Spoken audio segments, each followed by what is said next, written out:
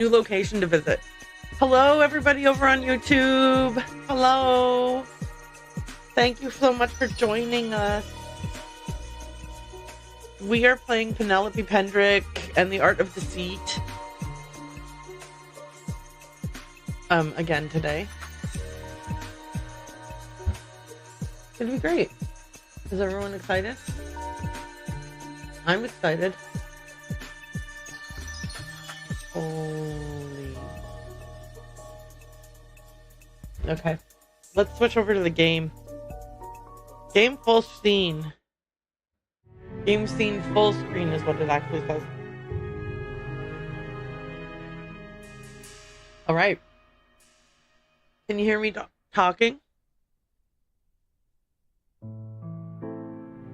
Sounds good to me. I'm going to turn this volume down. Just so I can barely monitor it, and turn this volume up. And then we'll get into the game. I almost clicked new game here, but no, we want to load the game. Things are looking up.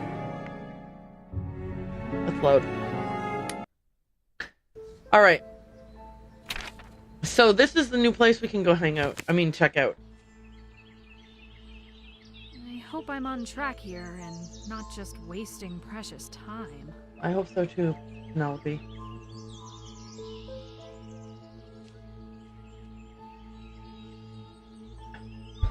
Let's go bang on the door.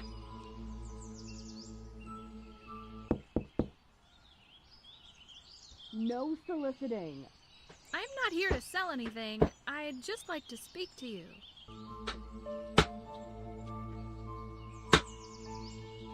Nope. Okay, let's try again. I said no soliciting. Don't force me to report you for trespassing. I'm going to need a different approach. Okay. What have I got here? I forgot already what this is. Oh, the MC Escher drawing from the notebook. Right. Can you look at more of the sketch pages? Like... You can't... Okay. No, you cannot. What can I do here?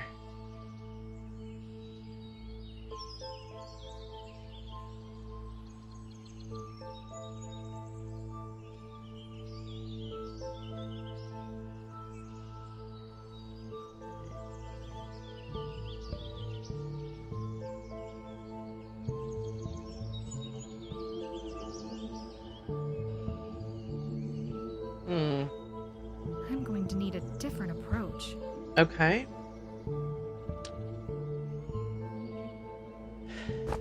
That doesn't work. That doesn't work. That doesn't work. That doesn't work. That doesn't work. That doesn't work. That doesn't Okay, work. hang on.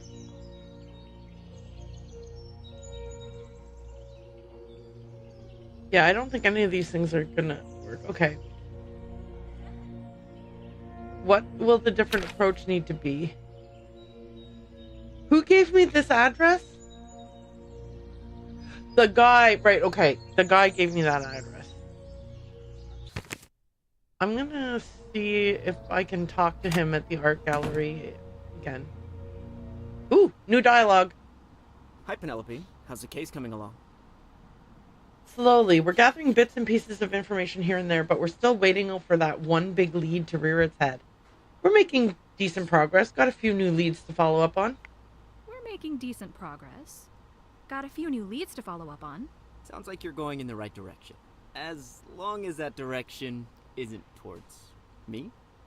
No. No. Anyways, I was wondering... Being a painter must be a difficult profession, having to put your work out there for the world to see. How do you manage the stress? What do you do when you're not here? Do you do commissions or sell work at all? Loaded Being questions. a painter must be a difficult profession, having to put your work out there for the world to see. How do you manage the stress? One thing that helps me is reminding myself that critics are a sad bunch. Their entire career revolves around finding flaws and things that only exist to make the world more beautiful. Like, what kind of person is that? Stalking in the shadows, waiting to pounce and insult your color palette? I swear, they can smell fear. Do the naysayers ever take a toll on your mental health? That does sound pretty miserable, actually. Do the naysayers ever take a toll on your mental health? Yeah, I'll admit it. Maybe if I were more of a man, I'd have thicker skin. But my only option is to punch a pillow, scream, and then pick up my paintbrushes again. And again, and again. Why did you become an artist in the first place? Did you know it would be like this? I knew even the most famous artists had critics, but I thought of it as a status symbol before I lived it myself. But even if I had known what it's actually like, it wouldn't have mattered to me anyway. Ever since I was really little, it felt like I could see more colors and shapes in the others. At the age when kids would say that their favorite color was blue, mine was ultramarine. For fun, I would close my eyes and just watch the images form and change in my head. As I got older, I became obsessed with taking the images out of my head and putting them on paper. This way, I could share them with the world. So you see, I really had to become an artist, or I would have been letting myself down. And I have to stay an artist. Otherwise, they win. Your past self must be proud of your success. Running your own gallery and all. Oh, yeah. It was a lot of work, but it was worth it to get where I am today. I will say this. Look, I'm not here to criticize this guy for being an artist or anything like that. Like, hey, doing art is not there are always going to be people who are like, your art isn't good enough, and screw those guys. Also, I don't think it's super unhealthy for him to have a journal exercise where he writes obituaries of the people who he's like, kind of like F the haters type of situation. As long as he's not actually taking these things into the real world, that's fine. What do you do when you're not here? After work, I'm usually out on the town with friends. Or if I'm feeling inspired, I'll go home and paint. Every couple of months, I'll travel to art shows or to meet up with business acquaintances. Do you ever spend time in Carlisle? Carlisle? For all those nights I'm craving a healthy dose of shuffleboard? Not really your speed. You'd have to slap a jet engine on this place for it to be my speed. Anyway, do you do commissions or sell work at all? Do you do commissions or sell work at all? I don't do as many commissions as I used to, but I'll still take on gigs from time to time. My main source of income is from selling at shows or from the gallery. I cycle most pieces I hang in here a few times a year to give people incentive to come around again and take a look. How long have these current paintings been on display? Maybe about a month? Thanks for talking. No problem. I will say this. I think it is entirely valid for somebody to look at one of his works, let's say this one here, and for them to say, oh, a child with a crayon could have done a better job. Because art is very subjective, right? Like, you look at this and you go, a child with a crayon could have done this. It's also entirely likely for there to be someone who this piece speaks to who doesn't see it that way, who wants to hang this on their wall and sees something more in it. That's the whole point of art, is that the right patron for a particular piece is going to see a message in that piece, or have that piece will speak to them in some way that makes them want to own it and hang it and have it on display in their home. I'm talking about like I'm not talking about art that like people buy because it's an investment, blah blah blah. Like, that's a whole different kettle of worms. But so it's entirely valid for someone to have the criticisms that they might have for various pieces. The fact that this guy is prolific in all of these so many different styles is interesting in and of itself. Like, typically artists will have a style that they gravitate towards. He seems to have multiple styles that he paints in, which is fine too. I mean, if that's how he chooses to express himself, that's how he chooses to express himself. There's nothing wrong with that, at all. But yeah, I do think it's like, it's a valid criticism, just because that's the way that art happens. It's also valid for him to be like, yeah, screw you, lady. I don't agree with the way that you viewed this piece. That's not how, that, you know what I mean? Though it does suck that there seems to have been miscommunications between him and clients when he was, like, if he took the commission, you would want there to be enough of a open communication line so that if the person was looking for something that's like realism based, right? Like this, or like this still life here, right?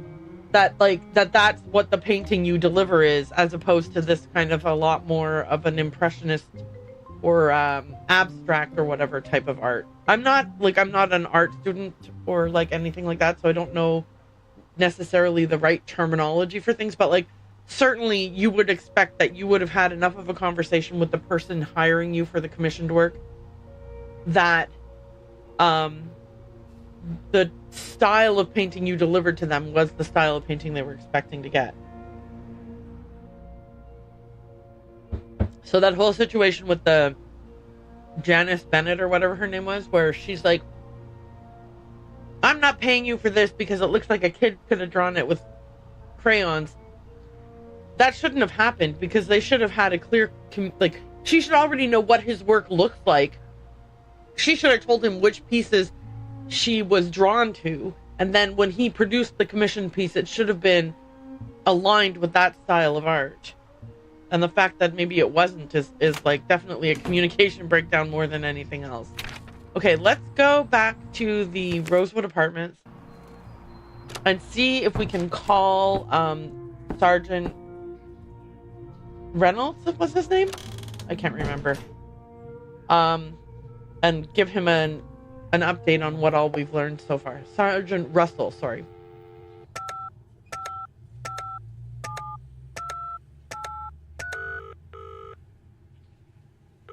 Because we've learned more stuff, so hopefully we can...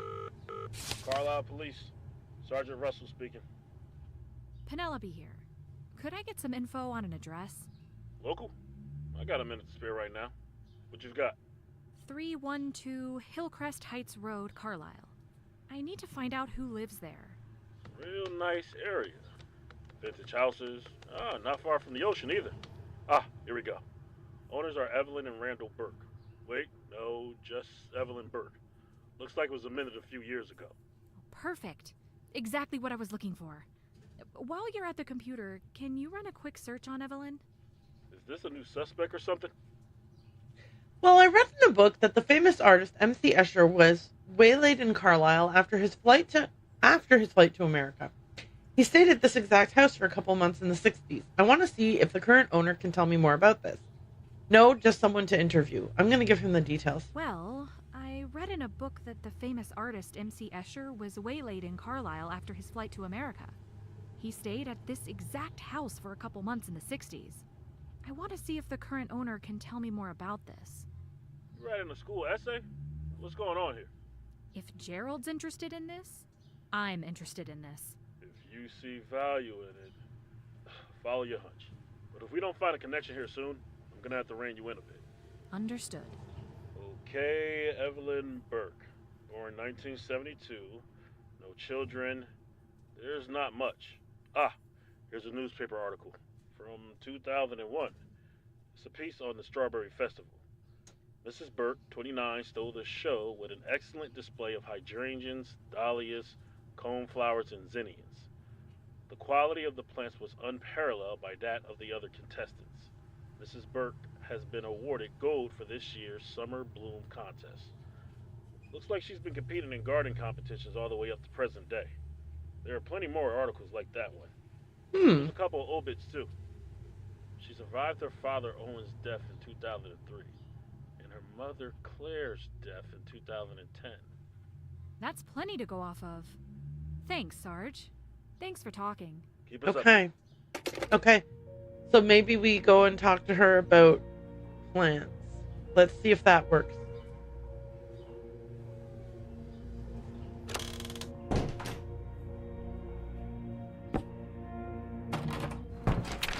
Evelyn Burke.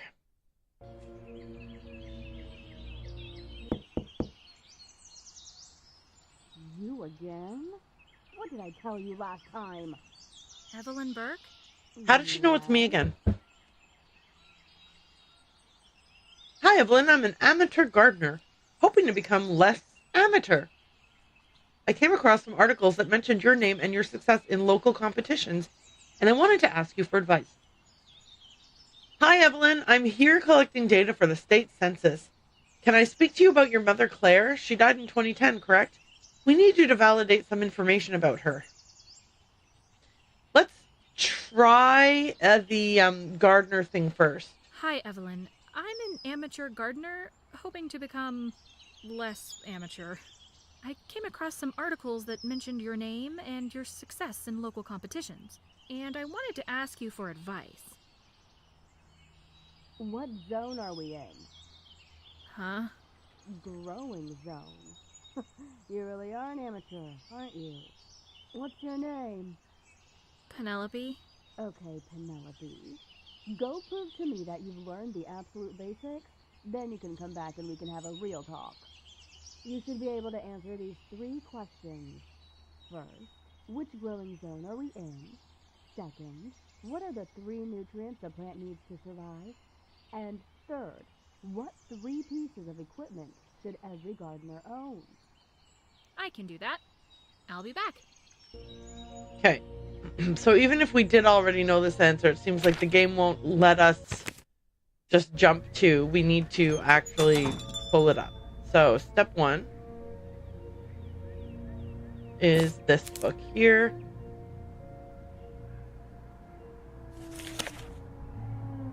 We are in Connecticut. I guess I need to actually... I don't know.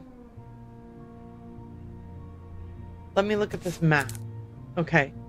So this is a state that's facing... I'm not American. So I don't automatically know where Connecticut is, but I think I can find the state with this shape on that other map. Let's see. It's this one here. Okay. So we're in zone 6.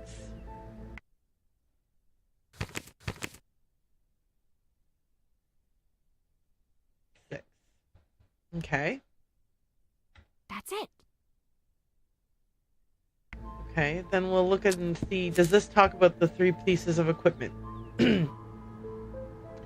Gardening as a hobby boasts numerous benefits. Gardeners can attest to positive impacts that caring for a garden can bring, from the access to healthy, fresh, and pesticide-free fruits and vegetables, to the uplifting beauty of colorful flowers, to the physical and psychological benefits of spending time outdoors on a fulfilling hobby. Gardening has much to provide. Many people reading this are probably thinking, sign me up! But slow down before you grab that shovel. There are some basics to learn before breaking ground. The first thing to know is that, like animals, every species of plant is different. Each flourishes in its own set of environmental factors, such as temperature, amount of light, and soil type. One key to successful gardening is choosing plants that will thrive in the area around you. An avid gardener must learn how to identify his region's environmental factors, such as the soil type, and sun angle. Soil especially is a crucial component to good gardening because it determines if the plants are getting the nutrients they need. Plants need a specific set of nutrients to grow and survive. The most important nutrients for plants are nitrogen, phosphorus, and potassium. Let's go ahead and fill that in. Nitrogen, phosphorus, potassium. That's it. Okay. Later chapters of this book will cover the methods of testing soil for nutrients, toxins, and pH levels. Water is another topic in which the gardener needs to be well educated. Water needs across plant species can vary greatly. Think cactus versus cattail. The best gardeners learn how much water their plants need and set up a watering plan accordingly. It could be the use of a watering can, sprinklers attached to a hose, or an underground irrigation system. Find whatever suits the size of your garden and the size of your budget for best results. Sprinklers are a popular way to keep plants hydrated. Oops, not what I meant to do. The next step is to learn about the characteristics and climate of your environment. A simple way to identify temperature highs and lows for your location is to reference a plant's hardiness zone map or growing zone map. Locate your state on the page to the right and check the legend for the coinciding zone number. Western United States map is found on the reverse of the page. This number is a consistent way to track down plants that will thrive in your region. If there's a specific plant that interests you but falls outside of your zone, greenhouses are an option. Quality greenhouses, however, are most likely out of the price range for most casual hobbyist gardeners. Zones also affect when the growing season begins and ends, which therefore determines the timeline for which a plant blooms, produces fruit, etc. Now that you know what plants you can or can't plant, it's time to start gathering equipment. The absolute minimum essential equipment includes a trowel, watering can, and gardening gloves. This will be enough to get you started with small, simple projects, such as planting a few flowers next to your mailbox. For those with larger ambitions, more tools will be necessary. For example, to prepare a plot of land for vegetables, spades, shovels, and hoes are a crucial part of making the process doable. A hose is needed if the goal is to... Okay, so the essential equipment is going to be trowel, watering can, and gardening gloves. Trowel, watering can, gardening gloves. That's it. Okay, cool. All right, let's go back and talk to her. Hang on. Okay, hang on. Sorry. My bad. I kept pressing turn around, but I got into a loop. All right, let's see if we can convince her to talk to us now. We are in Zone 6. Plants need nitrogen, potassium, and phosphorus. And every gardener should have a trowel, watering can, and gardening gloves. Good, that's right. Go ahead and bring me a flower from your garden, and I can look it over. You can learn a lot about planting conditions based on the health of the plant. I'll teach you what to look for. A flower from my garden. Got it. Okay.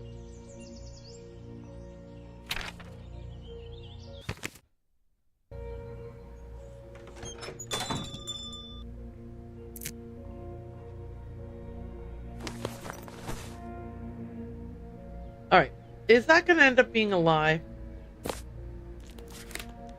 This plant looks like it's...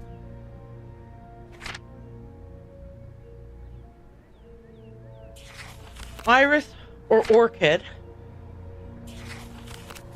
Okay, I guess hardiness zones 3 through 10. So if it's an iris, it's okay. If it's an orchid, I'm going to have a harder time convincing her it's from my garden.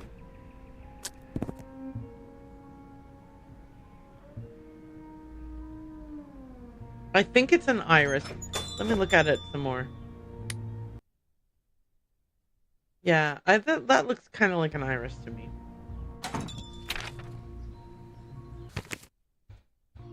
All right, here we go.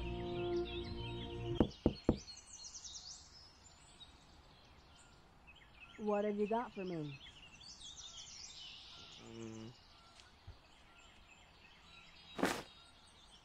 Where did you get this? Oh, it's an Apparently orchid. your orchids don't grow even close to here. What'd you do? Stop by a florist? You know what? Just go. You're clearly not taking any of this seriously. Don't bother me again. All right, I'm annoyed with myself because I thought it might be an orchid. But I will say that the leaves looked more irisy to me than orchidy. Okay, so let's see what we can do. Are there flowers at the art gallery? Yes. No. That's okay. Let's go check this out. This is definitely growing outside. So she can't say to me, that doesn't grow here.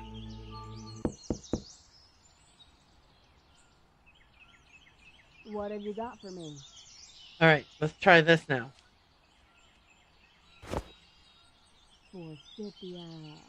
Oh, lovely choice. I have a few bushes of my own.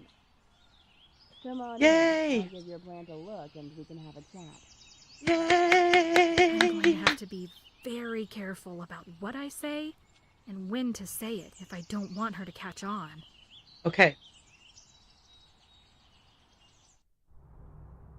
See how sparse the flower production is along the length of the branch?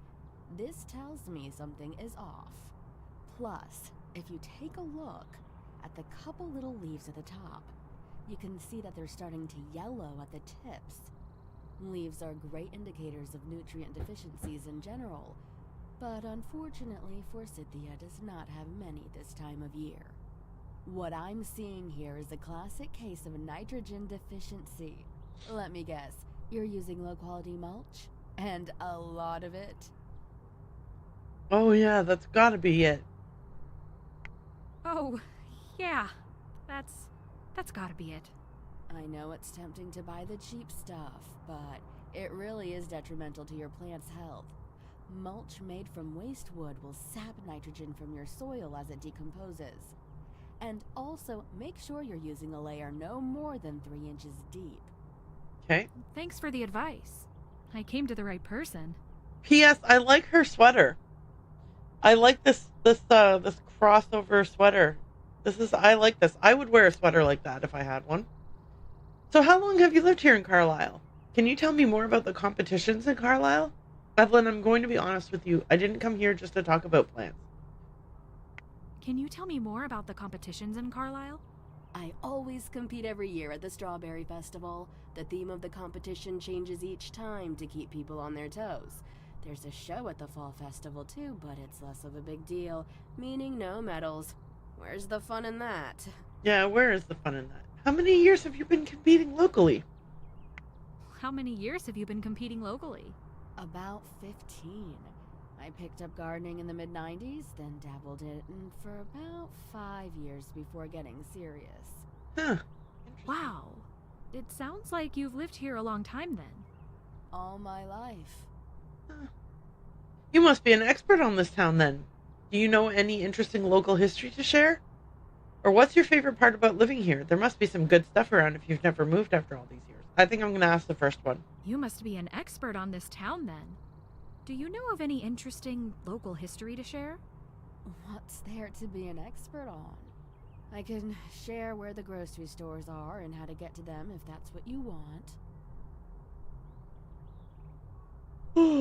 I was just curious. I always like learning fun facts about different places. Or, you must have heard that artist MC Escher stayed in Carlisle briefly in the 60s. I think we have to take a... I was just curious. I always like learning fun facts about different places. Maybe I know too much about one topic that there isn't room for much else. Okay then. Can you tell me... Is the soil here on your property good quality? Where's the closest garden center from here? Is the soil here on your property good quality? It is now. But before I got into gardening in the mid-90s, my parents would plant tomatoes every single year. Tomatoes are nutrient goblins. Needless to say, it took years of compost and plant rotation to restore the soil. Okay, so good to know Oh, though. This is her family Is this home. your family home? It is. I've lived my entire life in this house. I inherited this house after my mother passed a few years ago. I could never let myself sell it. It'd be like selling all of my family memories. Had your parents lived here a long time too? What kind of memories? You must know the significance of this house then, correct? Had your parents lived here a long time too? Same as me, but longer. My father and his siblings were actually born in this house in Yes. 1936. Right upstairs. That's really cool. And his parents? My grandmother was the one to have this house built after she immigrated to America at the end of World War I. It wasn't long after she arrived here that she met her future husband, an Italian. Wow, scandalous. And once they married, he could afford to have them this house built. Anyways, I don't want to cut our conversation short, but I need to head out in a minute. It's been good to meet you. Swing by again if you're in the area. Thanks for the chat, Evelyn. Oh, and Penelope, remember, Nitrogen. Okay. That's good, though. We have confirmed that the house was in her family this whole time. So we can come back and talk to her again another time, I think. Let's go see if we can talk to this guy. Mitchell, tell me the truth about what's really going on here. Why are you living in Gerald's apartment? I don't know what you're talking about.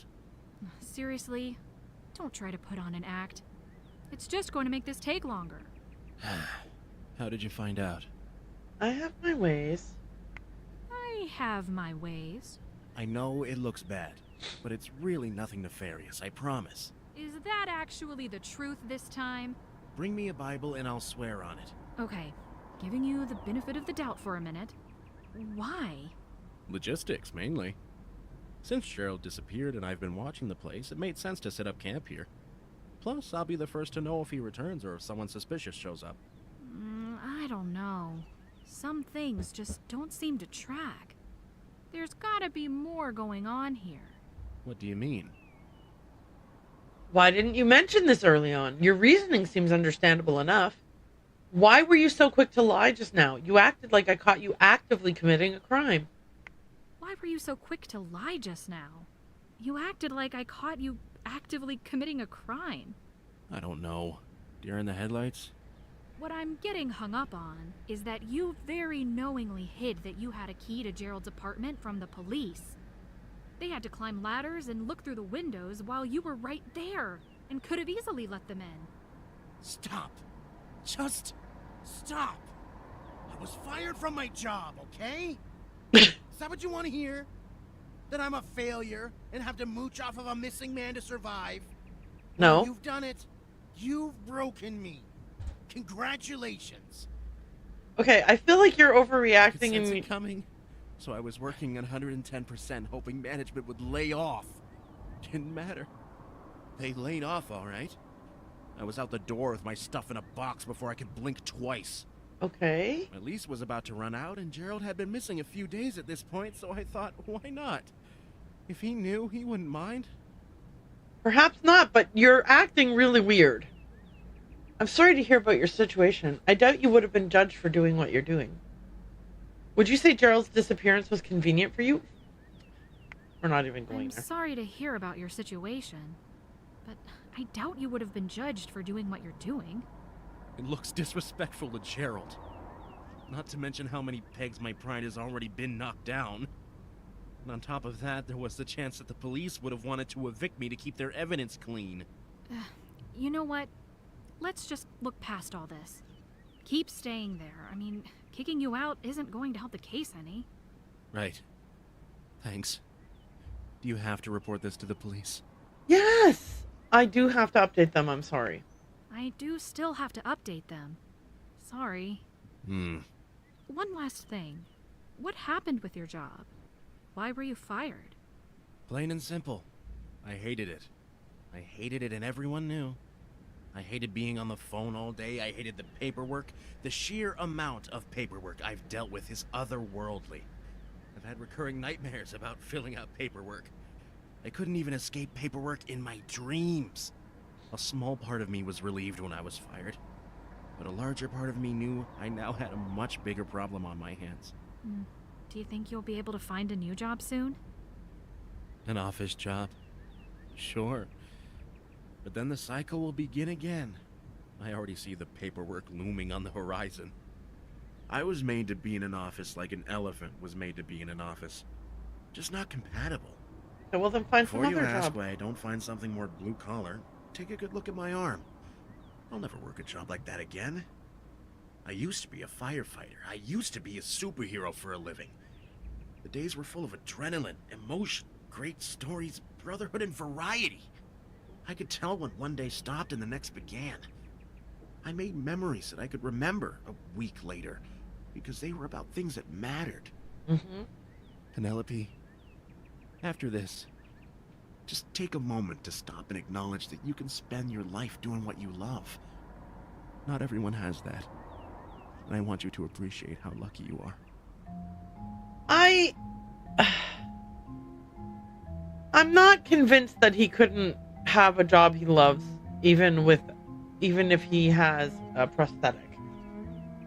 I'm like, obviously I'm not here to talk about, like, oh, I know better than him about his lived experience, but, like, it seems like he has a very defeatist outlook, which is a shame.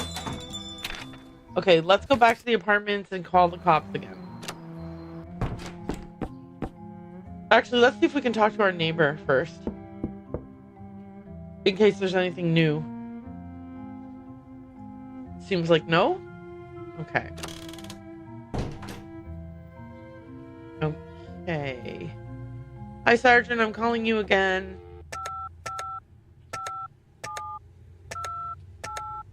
I don't need to talk to him right now. Okay. Then I am not sure what I can do. Should I see if I can call Eileen? No, probably not. Maybe I should go to sleep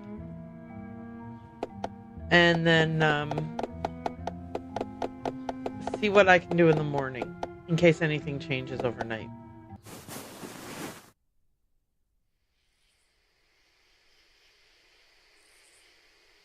Going to sleep at 5 p.m. as one does.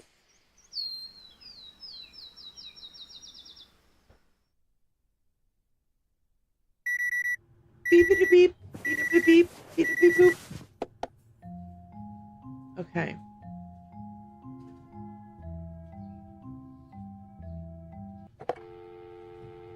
I don't think that this is going to have changed.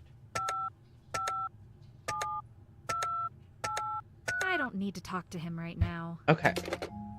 So that's what I figured would happen. Let's see. Oop. I don't want to go to the bathroom.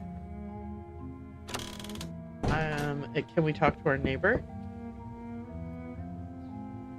No. Okay. Let's see if we've unlocked anything new at Evelyn Burke's house.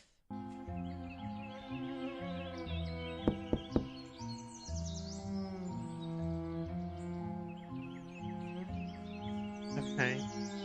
We have not. The art gallery?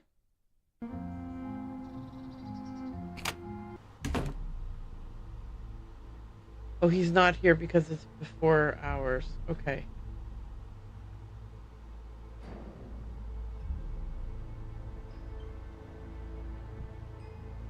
Is there anything in here that we were meant to have figured out?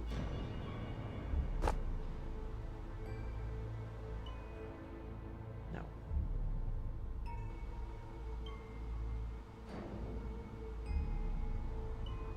Okay.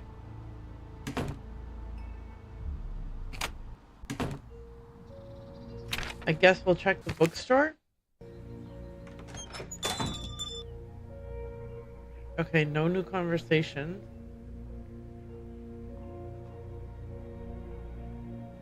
Who bought this book? Do we have any way of knowing?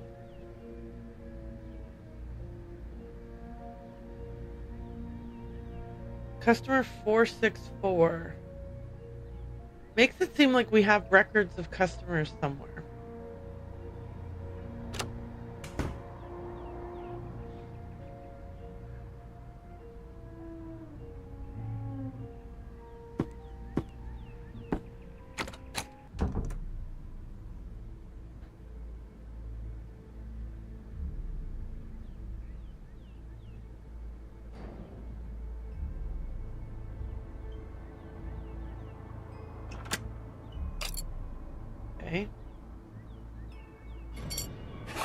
Christmas 1972, Family Reunion 76, and Niagara Falls. But we can't touch any of these.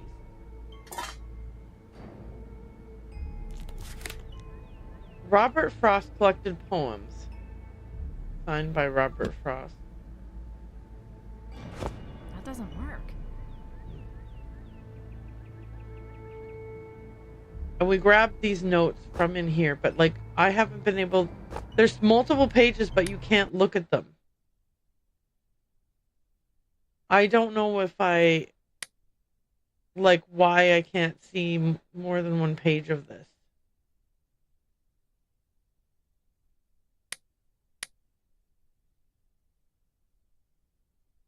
You know what I mean? Okay, can't open this.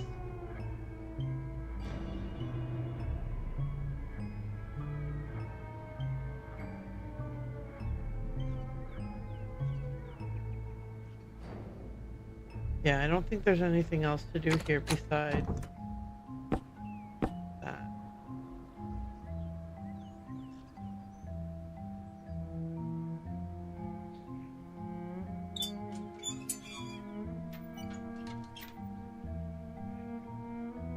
Okay.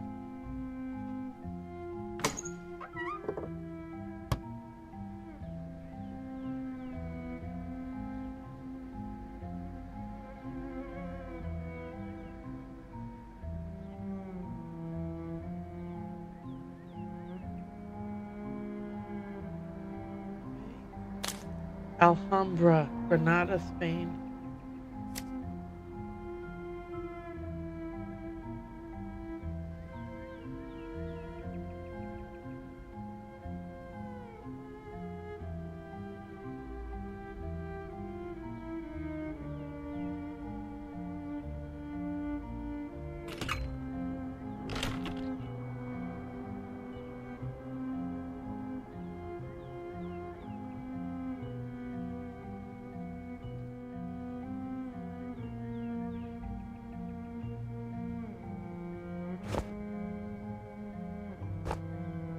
I don't think you can do anything with this because your hand, you don't get a hand, like it doesn't turn into a hand, which is, I believe, what needs to happen to allow you to do anything.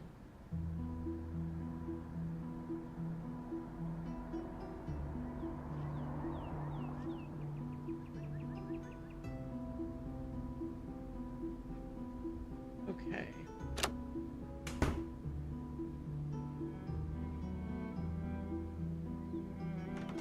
Maybe now that it's a later time, we can try Evelyn Burke's house?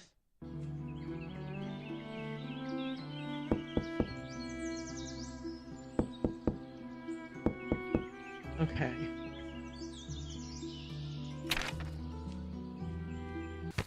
Alright, maybe we can talk to him again?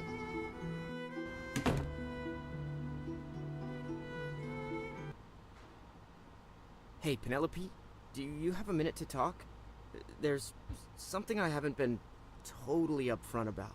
Okay. I was afraid to tell you sooner because I knew it already looked bad enough. But I said I'd help with the case, so here we go. What is it?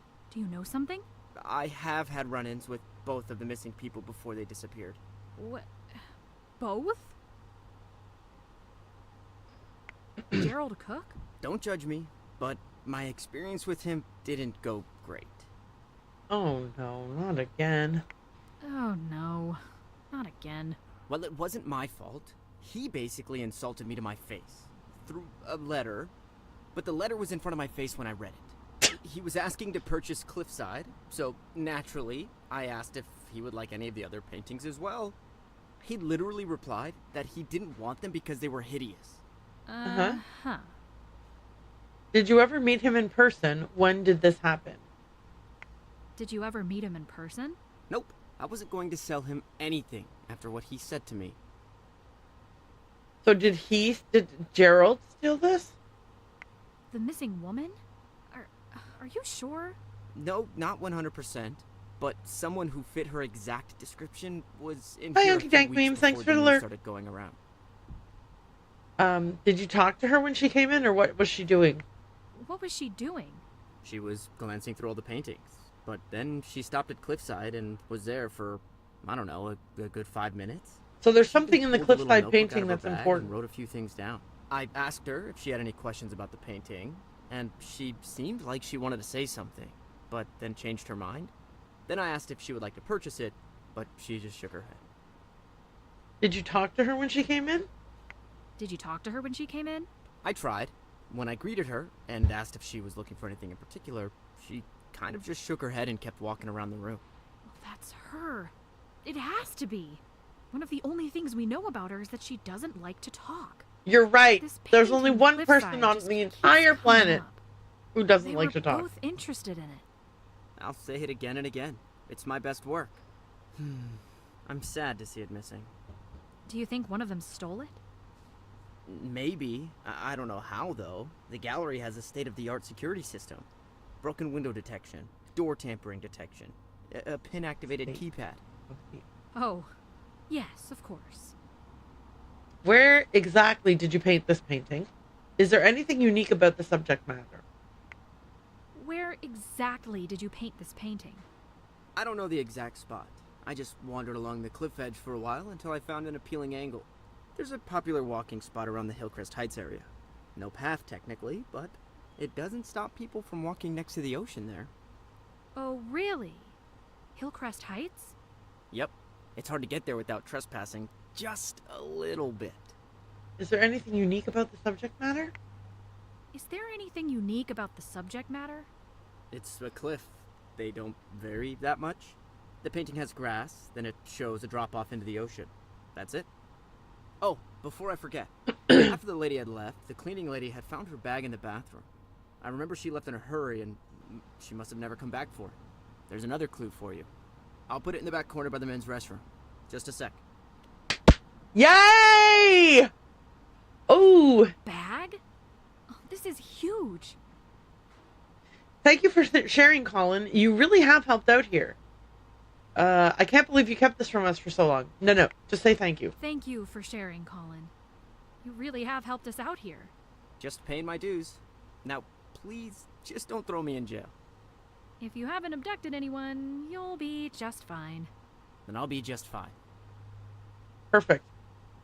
All right, let me look in this bag. Oh,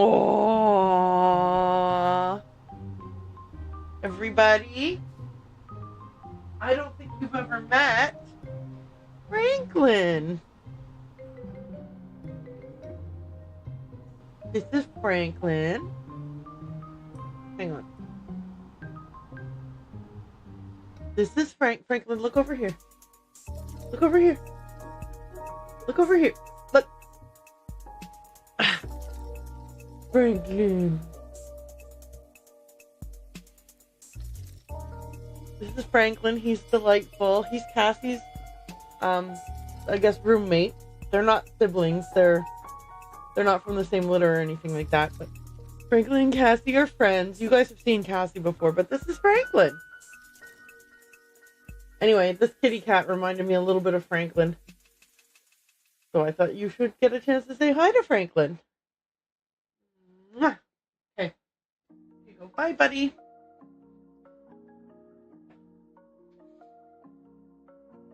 All right, back to the game.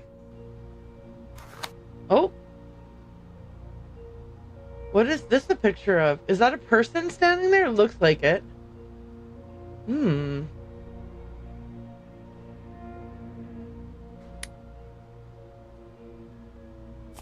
Okay, what do we got here? History means teaching, so looks like I'll have to settle. Niblio. Now hiring. Oh, Oh yeah, Niblio. I thought maybe that was a C, but no, it's Niblio. Now hiring. A data analyst position available. Here at Niblio TM, we strive to provide catered food experiences to those tired of standard meal prep kits. Customers now can live free from the burdens of meal planning, but with the huge variety of choices accessible to those who still waste their time grocery shopping. The world is our customer's oyster, or as we say at Niblio, the oyster is one of the many main dish options to choose from.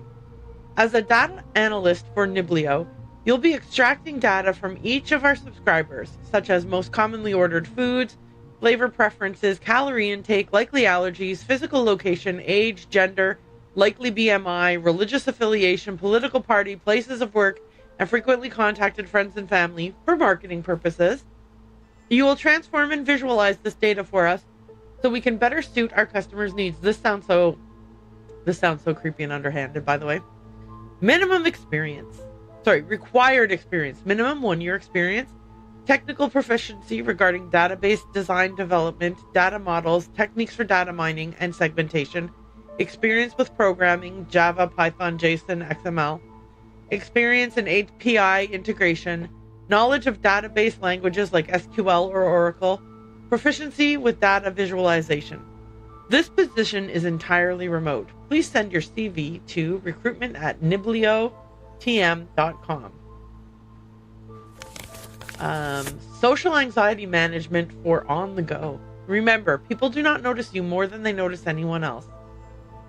No one is judging the way you walk. It's natural to make mistakes when you speak. It happens to everybody.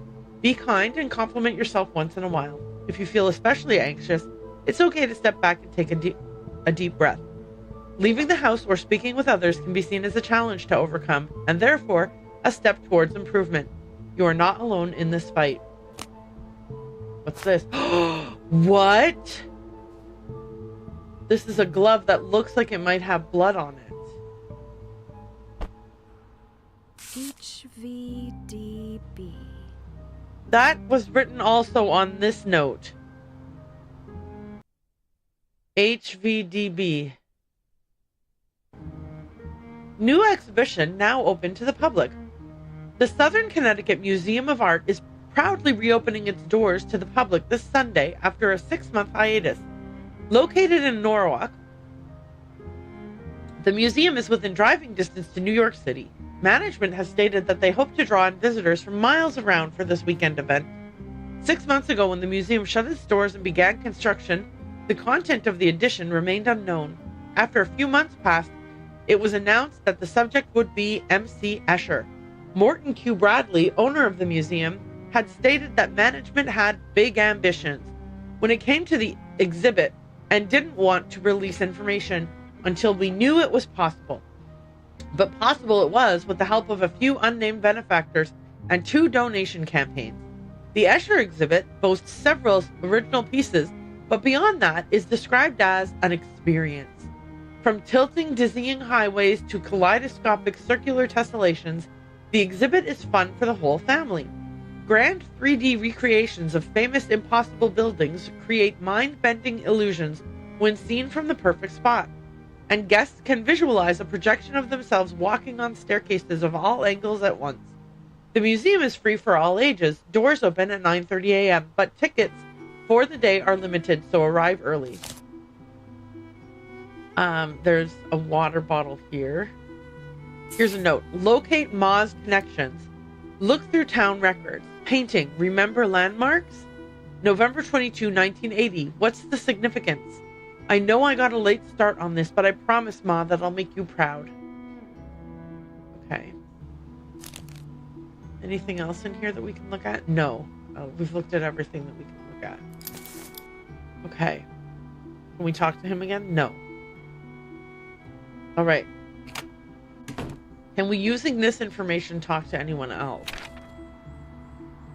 Let's see if we can say anything to the guy over at the bookshop. No. Okay. So let's go to the apartment. See if we can talk to our neighbor. If anything that we've discovered recently has revealed anything that would make a conversation with our neighbor possible. That was an accident. Okay, so let's try calling the sergeant. I will say that I have been very good today at returning to places and talking to people again and again. Unlike in the past when I think, oh, there's nothing I can do. Carlisle Police. Sergeant Russell speaking. I'm really proud of myself. Hi, Sergeant. I have an update. Do you have a kitchenette at the station? I'm going to recommend purchasing some butter. Maybe mushrooms, if that's your thing. And dig out a big old frying pan. You heard it here first, folks. Penelope has finally lost it. Main ingredient, hat. Forget the deal you made. I find a lead on Jane Doe. You eat a nice, tasty hat snack. You are really hamming this up. Mm-hmm. Oh, true. Ham could be a good side. Mashed potatoes, maybe? I did make a promise. I'll eat it later and let you know how it goes. But for now, is this true? What did you find out? What did I find Colin out? made a surprising confession. He told me, unprompted, that he had encountered both Gerald and someone who fit the description of the missing woman before they disappeared. Gerald we already knew. Colin even admitted that they didn't get off on the right foot, so I think he's telling the truth about all this. But get this. Jane actually left her bag behind. Inside, there wasn't any really concrete information, but I do have some new clues to follow up on. I'll say it once and 1,000 times. Great work. Great I wonder work. what Colin's motive is here. Maybe he's trying to make amends by being helpful. He probably knows we're on to him and is pretending to be cooperative to try to throw us off his trail. Maybe he's trying to make amends by being helpful. Am I That's a naive? positive take on someone who Possibly. met all our victims was vindictive towards 2 of them, and just revealed now he's been hiding information about it this whole time. I just think we should keep an open mind at this stage in the case. I do I'm so too. hoping that your brain falls out. I'm starting to see a trend here. It looks like both Gerald and Jane had some sort of fascination with artist M.C. Escher. Have an art collection? Or do you think it's more than that? Well, I'm not sure, but it seems like they're each searching for some kind of information. Something about Escher's time in Carlisle? Huh. Good observation. Don't know what it could mean, but it is a link. Oh, one last thing. Real quick, can you search the date November 22nd, 1980? November 22, 1980. All I can find is a story about a guy parasailing onto the top of the St. Louis Arc. Mm. I have a feeling that's not what I'm looking for. Thanks, though. Okay, keep it up. Yep. And remember, hat. Thanks for talking. Keep us updated. Okay. I don't know.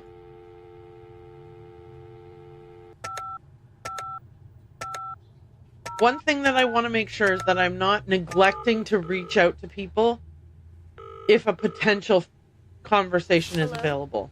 Hi, Mrs. Davies. It's Penelope again. How are you holding up? Because I think As my well as can be biggest expected. flaw with games like this is not looping back to people to have, like, is assuming that I don't have any conversation options with people and then not talking to them and then getting frustrated because I'm stuck. So, I mean, just this, I didn't expect there to be some kind of a conversation available with Mrs. Davies. Can you describe your relationship with your son? How is Terrence's physical and mental health? Would you happen to know what Terrence was learning about in art class at the time? Can you describe your relationship with your son? We're friends. Other moms of teenage boys are jealous. I can tell.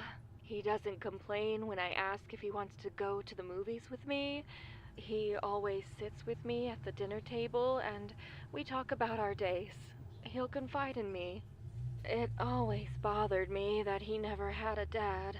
He tries to hide it, but I think it bothers him too. He'd always seem kind of off after doing something with a friend and his friend's dad. I can't help but feel guilty about it. So I've done the most that I can to go easy on him and establish a relaxed relationship. I think he's turned out okay. Okay. How is his physical and mental health? How's Terrence's physical and mental health? He's always out exploring the woods, climbing on rocks, walking long distances. So that should tell you enough about his physical health. He's not sitting playing video games all day like most kids nowadays. Yeah, He does video have some games. gluten Only intolerance, losers play but video if we games. stick to organic, he does much better. Mental health is fine. Of course, he'll get down from time to time like anyone, but he doesn't have any conditions. And would you happen to know excuse me, what they were learning in art class. Would you happen to know what Terrence was learning about in art class at the time? No idea. The only time he talked about it was to call it fart class. He sounds real charming. Oh well. I mean, teenagers, what are you going to do, right? And keep your chin up, okay? We're working hard on this case. Your dedication always gives me a little spark of hope. Thank you. Okay.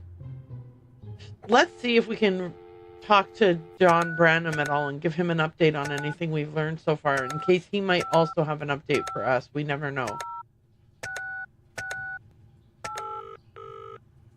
You've reached the phone of John Branham. Boo. I'm currently occupied by something that has a slight possibility of being important.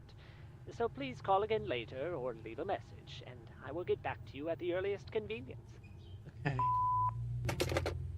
Let's see.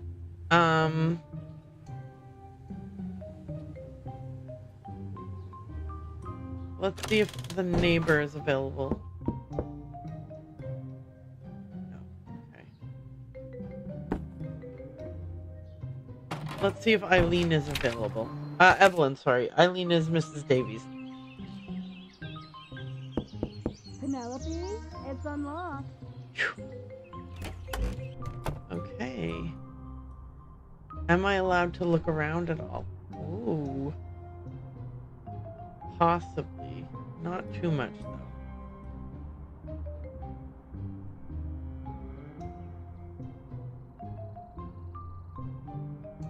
Not while Evelyn is here. Okay. So we can snoop through her house when she's not here. What have we got here? Volunteer at the soup kitchen every day from 3 to 6 p.m.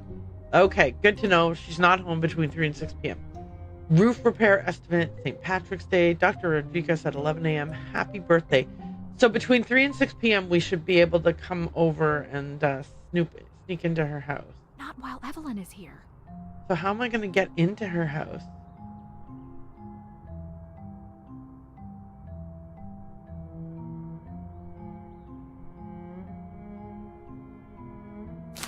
Time Magazine. Don't prune just yet. When it comes to plant trimming, timing is key. Design your backyard paradise. Start with these classic garden layouts. Butterflies galore. The best flowers to bring those painted beauties to your garden. Winter gardening, overcoming the icy struggle. Herb of the month, parsley.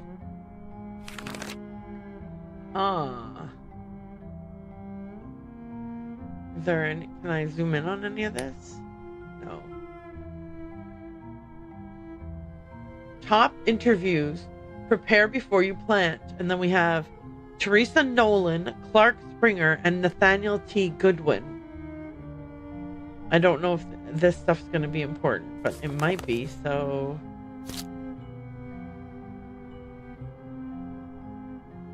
Okay.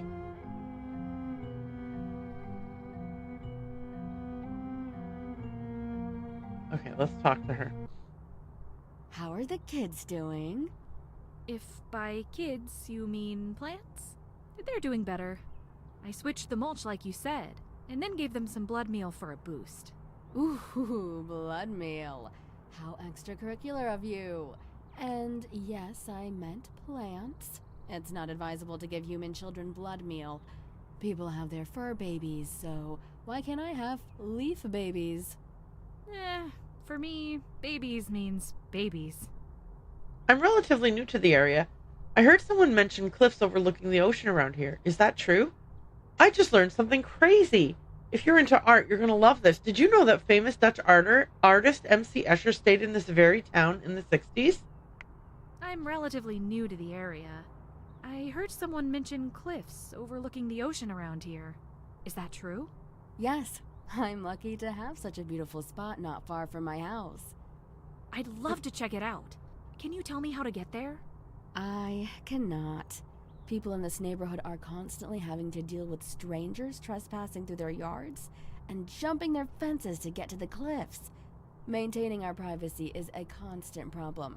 Just ask our HOA board how many complaints they get. Well, Okay. I'll snoop around. I'll look for nice views elsewhere. I'll snoop around when I'd be you're not surprised home. If it was one of those people who broke into my house last month. Might as well make a stop while they're traipsing through my yard, right? Broken Tell into? me more.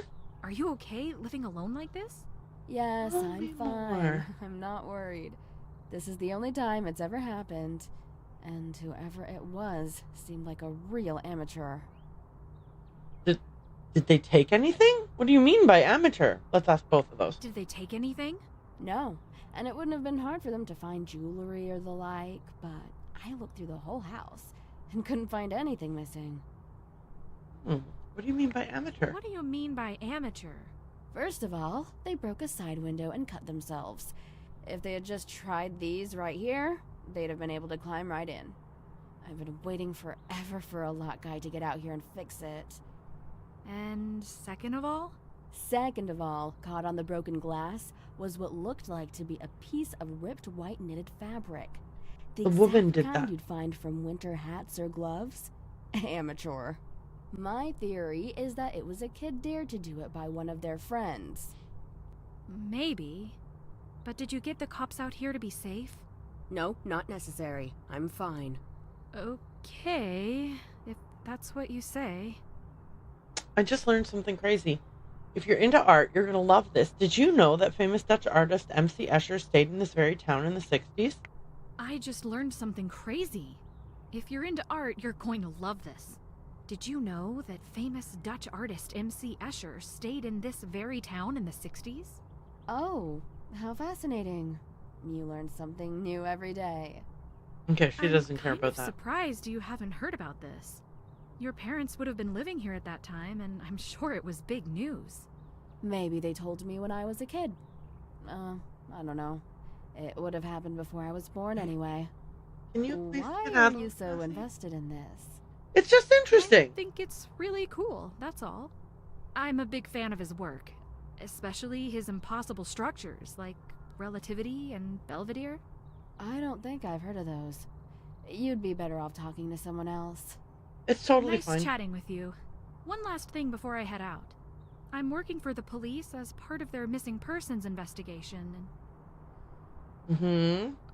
Evelyn? Are you alright? I'm not here to arrest you or anything. I was just going to ask if you've been visited by a man in his late 60s, white, named Gerald Cook? Or an Asian Indian woman in her 40s? No. Even if I was, I would have just told them to go away. It's Huh. okay. No pressure. I've been asking everybody I run across who lives in Carlisle. Do you know of anywhere dangerous around here? Around here? No. Maybe they were visiting neighboring towns and got mugged. Didn't you say you had to head out? I don't want you to be late. You're right. I should get going. Stay safe. Well, I think that what That we should was do strange. is go to the house Not while Evelyn is here. and wait till 3 p.m. Actually, let's see if there's any more chatting available at the art gallery.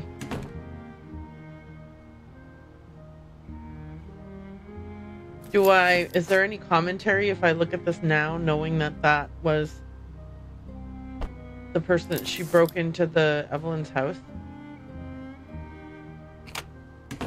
Okay, and we'll just check the bookstore real quick too.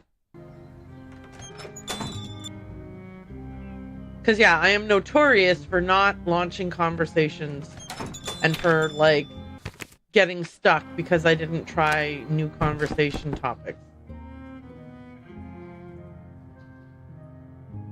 So I'm trying really hard to overcome that particular tendency.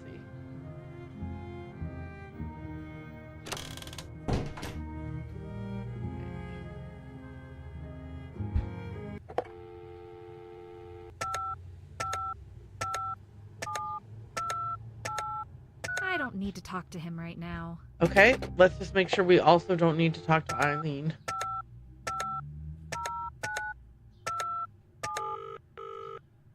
This is Eileen Davies' cell. Please Hi, leave a message Cassie. or call back later. Thanks. Good girl. All right, and finally, we just want to make sure that there's nothing to report to John. Stop Stop scratching my chair.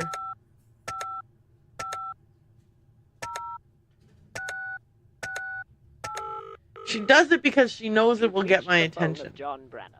I'm currently She would occupied like by me to something feed that her has right a now. Slight possibility of Actually, you know what? being That's a good idea. I will so feed her please right call now. again later or leave a message, and I will get back to you at the earliest convenience. And I'm also going to take a quick break and go to the restroom. So, let me just, taking a quick break in case anything goes wrong. And I will be back soon.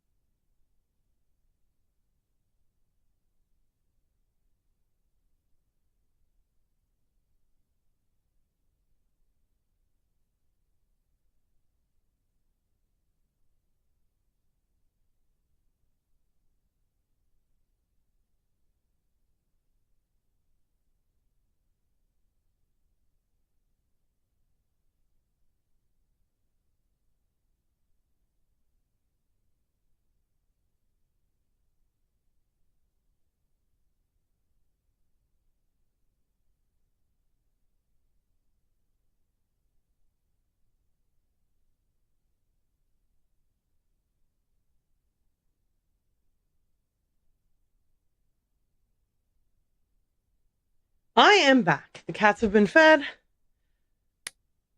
Time to resume. Okay, let's set the alarm for 3 o'clock. Actually, let's set it for 2:45.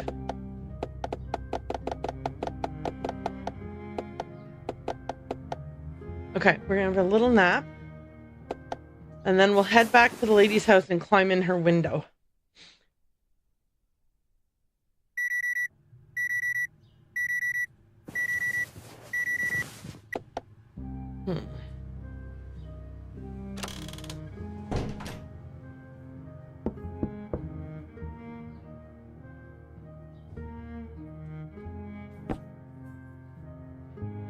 Hang on a second here.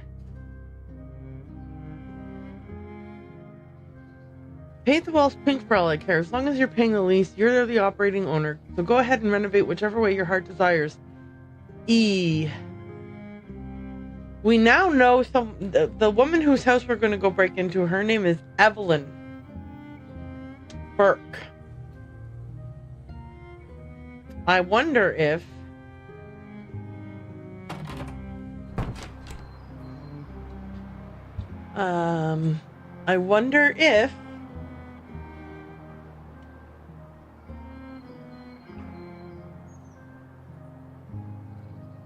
She is part owner of this building that we're living in.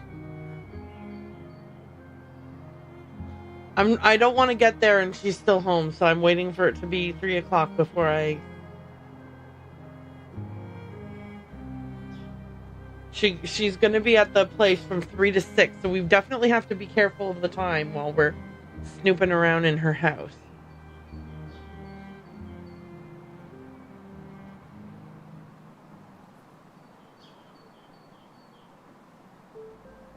Okay. Should be safe now.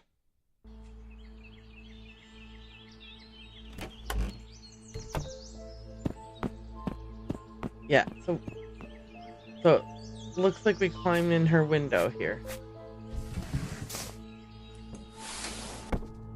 Okay. First things first, let's check this out. Oh, shoot. Dear Laura, I know it's been way too long since I've written you back. Please don't hate me. I thought about lying and saying I've been busy, but then I'd have to provide instances of me doing things, and I'm not feeling that creative at the moment.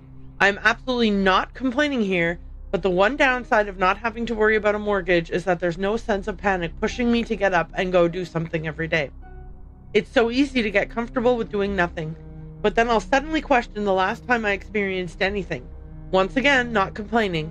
This is just a long-winded way of saying I need to get out more. I did start to remedy this, however. I signed up to volunteer at a soup kitchen for a couple hours every day. I just started, so I'll let you know how it's going in a month or so. So far, I've only overcooked 1 set of pork chops and underseasoned 1 batch of potatoes. Oh, and broken 1 plate. But the patrons certainly don't mind. They're just happy to have something to eat. And the other volunteers are happy to have help. And I'm happy to have a way to make a positive impact. I pretend I'm looking at a set of scales and adding one good deed at a time to conceivably one day balance it out. Oh yeah. One thing I've noticed, though, there's a surprising lack of soup in soup kitchens. Maybe it's a regional thing. I love the idea of a family reunion, by the way. It's been too long since we all got together. Well, the few of us still alive. You could sell me some of the handmade jewelry from your new shop. How's that been going? I applaud how productive this midlife crisis is. You could have bought a motorcycle, but instead you started a business. Very entrepreneurial. I'd also love to see Alyssa again. The last time was 2013, right? I can't believe she's graduating high school. Time goes so fast. I've always considered her my niece, even though you're my cousin. The real term is probably something once removed, but that sounds like a business relationship. More like a business relationship than a family member.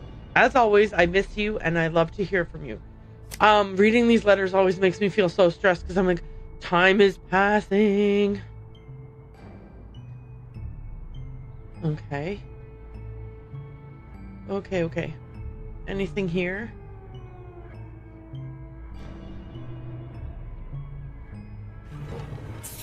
Kent Stokes, MD, General Health Offices. Evelyn Burke. I'm prescribing 6 milligrams of anxiolytic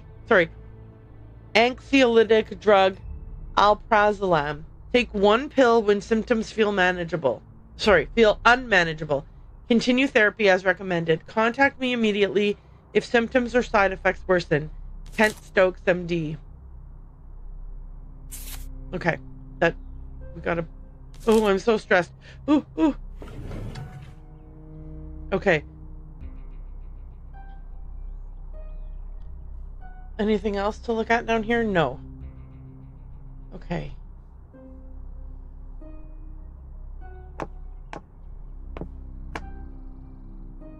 Okay, that's the bathroom. I don't need to look in there yet.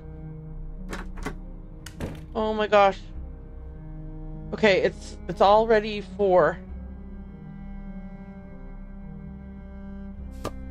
Okay. 1:10:15. The therapist keeps pushing me to start a journal as a way to decompress and unburden my mind. I'm reading so fast because I'm so stressed about running out of time. Okay. Sounds made up, but here we go. Therapy is hard. So hard, it goes completely against my nature to sit and tell a stranger, no less, about my innermost thoughts. I know that if it were easy, there'd be no purpose to it. But is it the right time? I waited far too long to do this, that I know That I know, but now it's given my mind a new set of worries. How do I be open enough? Begin to heal. I think there's okay, it doesn't matter. I truly want to get something out of therapy, but I'm also walking on eggshells. 1:19:15. My homework this week is to sit and meditate on an especially happy point in my life. It's probably cheating to use childhood, but it has the biggest selection. The time I keep gravitating to isn't Christmas or Easter or any special day, it's just dinner. Those family dinners as a kid where Mom made something good and hot to eat, and we all talked and laughed and helped clean up together. Mom always wanted to brag about the great things she found on sale that day, and Dad always wanted to hear all the details about school. Scott was usually finding a way to annoy me, and Uncle Hendrik was always sharing crazy ideas or outrageous jokes. I close my eyes and remember the atmosphere as it was and feel a warmth inside me. But then the warmth begins to grow cold as I remember removing each chair one by one as the years passed by until I sat alone. 2/20:15.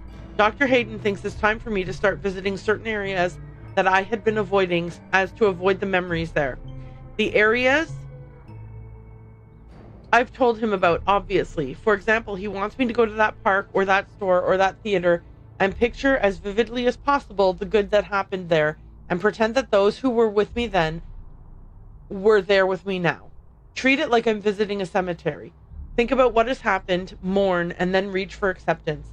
I don't think I'm ready for this. Okay, it's only 4 o'clock now. Phew. I might be rushing too much.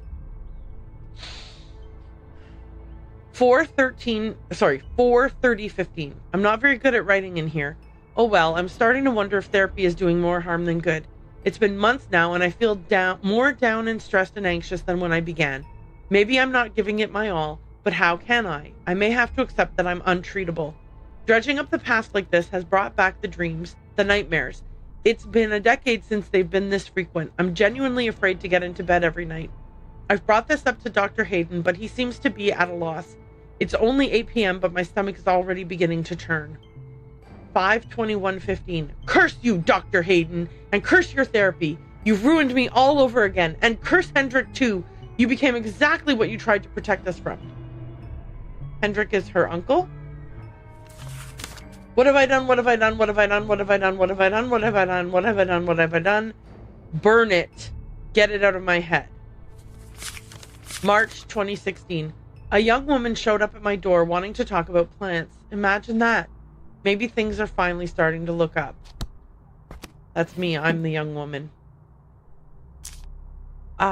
East Coast Air. BDL to LIPA. Evelyn Burke. I had a wonderful adventure with you, my love. Happy 1-year anniversary to the most incredible woman. When was this? February 2000. Okay. Anything else in here that I can look at? No. No.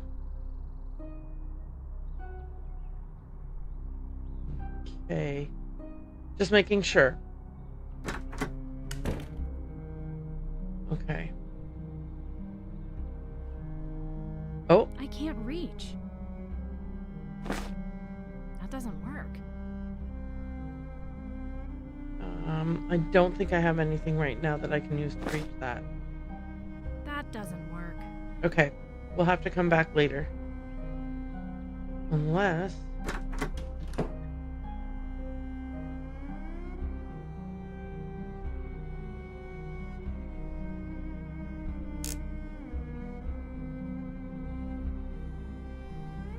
Okay.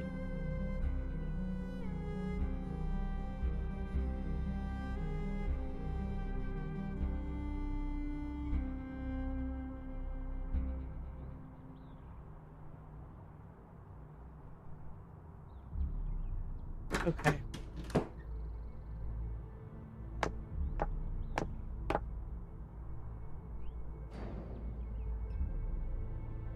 Okay.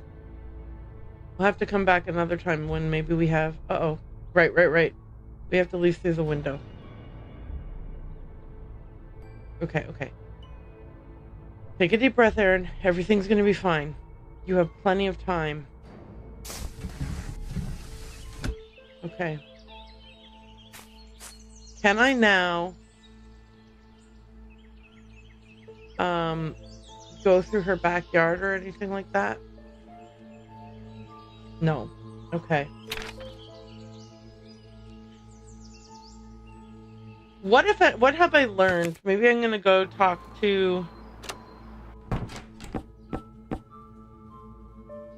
I was hoping that I could talk to the detective about the glove and everything, but I couldn't the last time I tried. So let's see if this is any different now.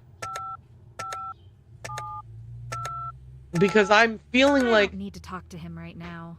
That's weird, because it feels like we know for sure that the lady...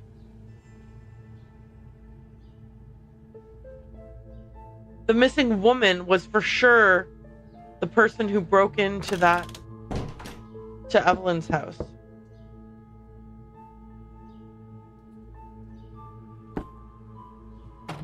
Anyway, I'm gonna wait till tomorrow and then come back to Evelyn's house again and maybe search a bit more thoroughly. Maybe she's the one who bought the book.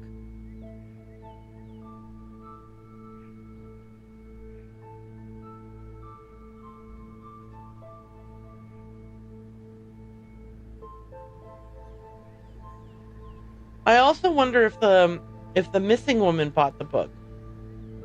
I was like, maybe it's in her purse, but then it wasn't, so that was a bummer.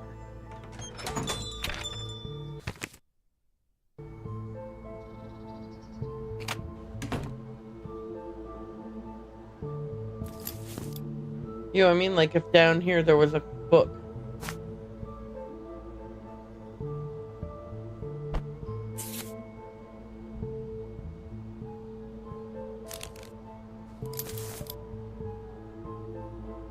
Okay.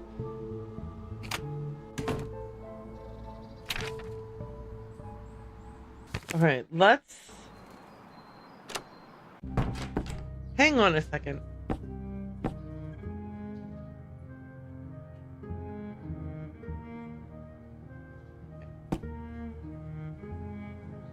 I can't touch any of these tools.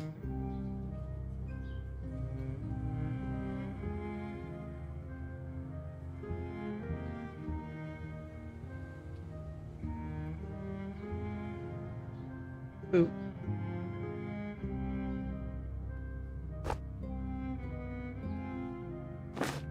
No. Okay. I'm wondering if I can find a tool here to help me get into Evelyn's attic. All right, hang on a second. Okay.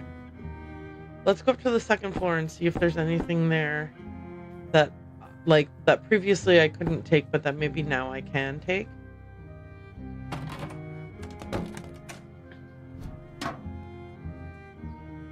No. Okay. No.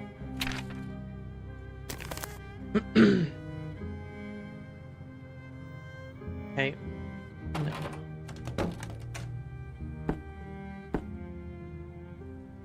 So maybe wait. I'm going to wait till 6 p.m.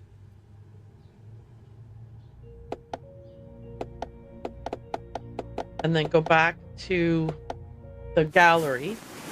Maybe now there's something in that broom closet that I am allowed to take that I couldn't take before because I didn't need it.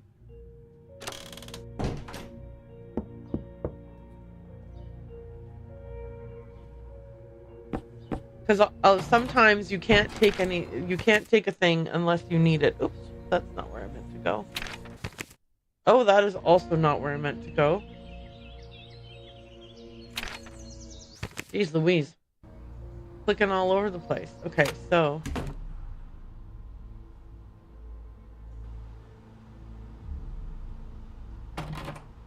Is there anything in here now? No. Okay. Let's go check out the bookstore for the same reason. Is there anything in the back room at the bookstore that I can use to get into Evelyn's attic? Because, like, for example, the flower, I couldn't do anything with the flower until after I had talked to Evelyn and she said, bring me a flower. Then all of a sudden I could grab a flower.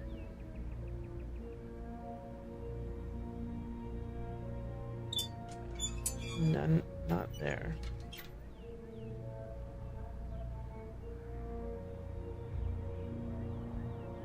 Is there anything here I could potentially use to...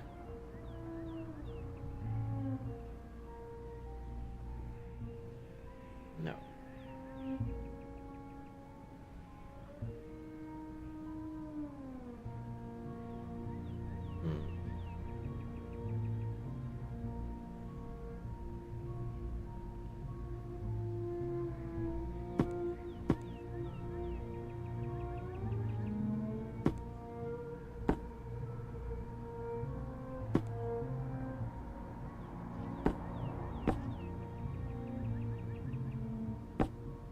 Okay.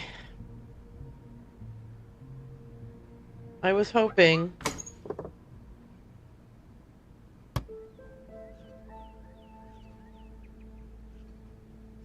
Maybe the rake?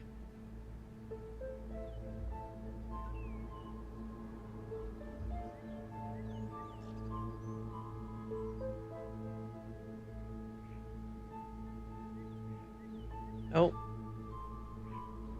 Okay, bummer.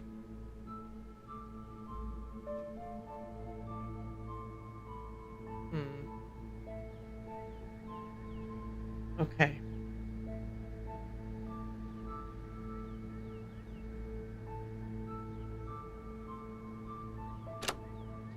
Alright, let's see if we've unlocked any new dialogue with Mitchell. No, we have not.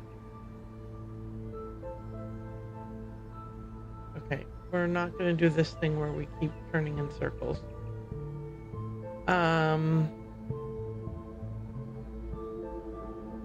Yeah. Okay.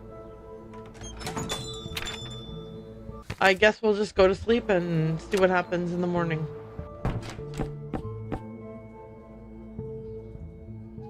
Okay.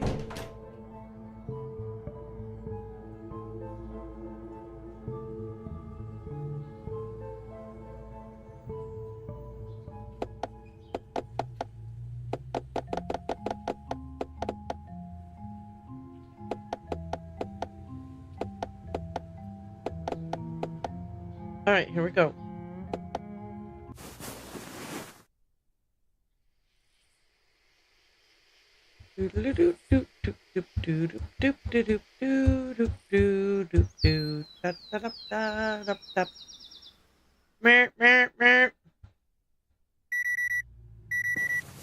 All right.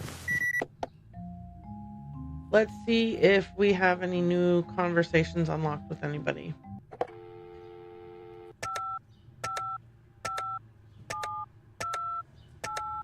I don't need to talk to him right now. Okay, how about Eileen? Uh-oh, shoot.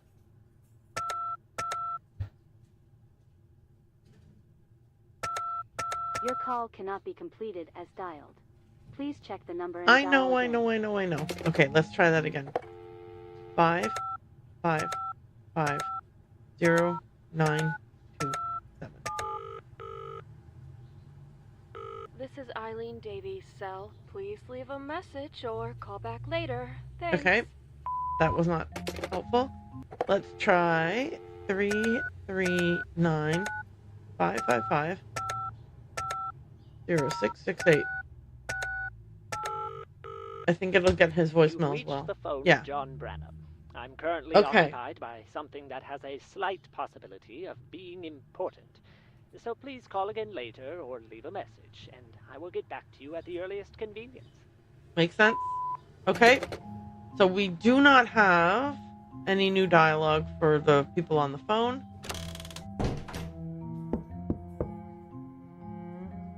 No new dialogue with the neighbor. I'm assuming no new dialogue with either Mitchell or Colin. Yeah.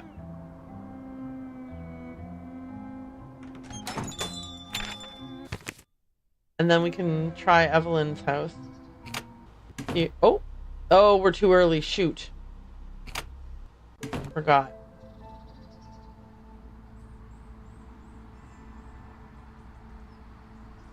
Do. While we wait, I'm just gonna check this message a friend sent me.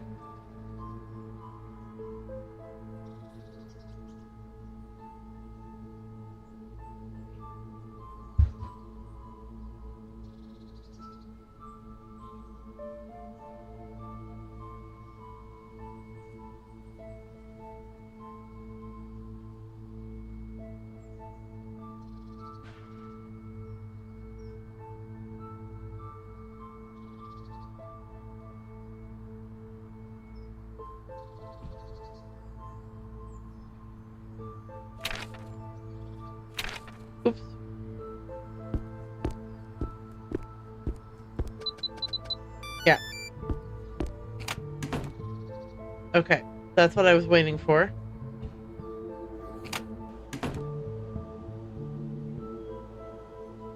Okay. No dialogue with him yet.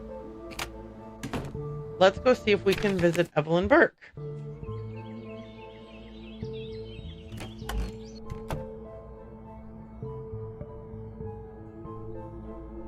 Hi, Evelyn. I'm just here to visit. Oh, shoot. No dialogue with her either. Not while Evelyn is here. Okay. Oh, there's a back door that I didn't even frickin' try. Okay.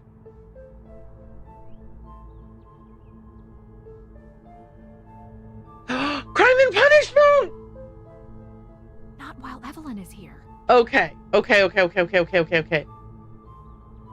Okay, so while I was stressed out trying to read letters and stuff, I did rush through. Okay, perfect. Let's come back at 3 p.m.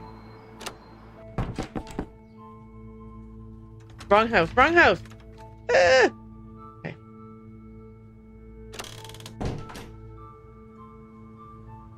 Okay.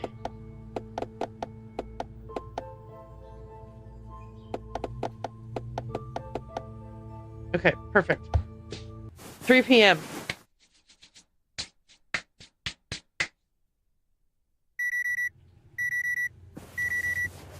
Okay, come on. Yikes. Alright. Maybe not rushing as much as this.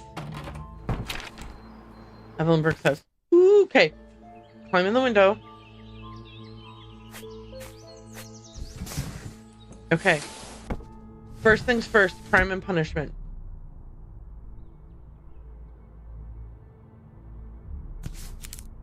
Oh, 2.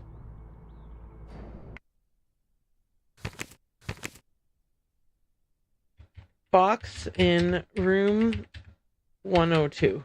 That's it. Okay. Okay, what else was there to do here? I wanna check this.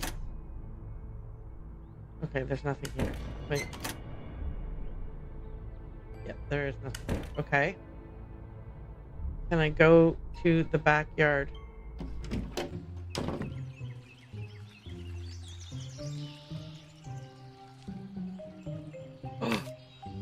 Grab a stick. Sure.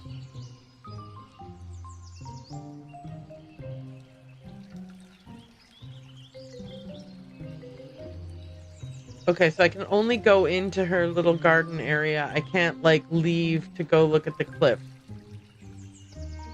Like, it won't let me turn this way. Okay, let's see if the stick allows us to reach the thing upstairs.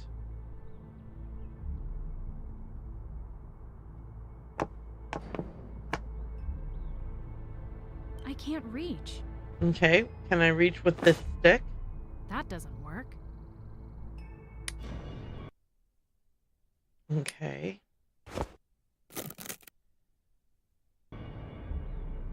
How about now? Okay.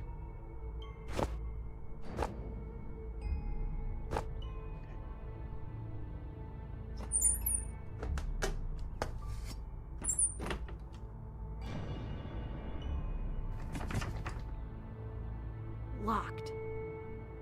Locked. Dear Ev, I know Tupperware isn't the most magical wedding gift, but I've heard from your fellow old married women friends that you'll appreciate it in the long run.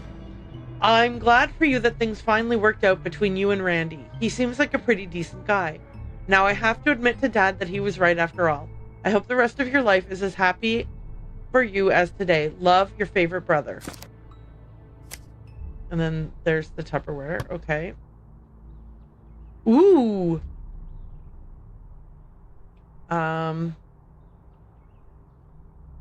Let me find... Okay, so here we go. Owen Skardovi and Claire Doyle were married in 1970. They had 2 kids, Scott Skardovi and Evelyn Skardovi. And Evelyn then married Randall Burke. Okay. here's some stuff. 8:51, 3:47, 9:42, 10:54, 9:48, and 10:58. I'm going to take a quick picture of this just in case I need this for later.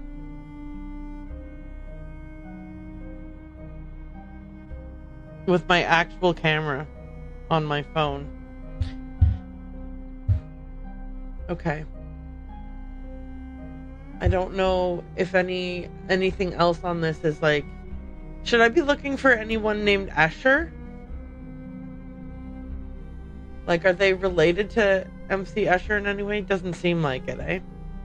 Those are undoubtedly Dutch names. Okay.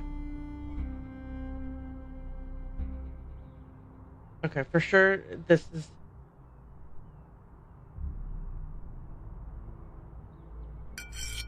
Oh, I've got a trowel now.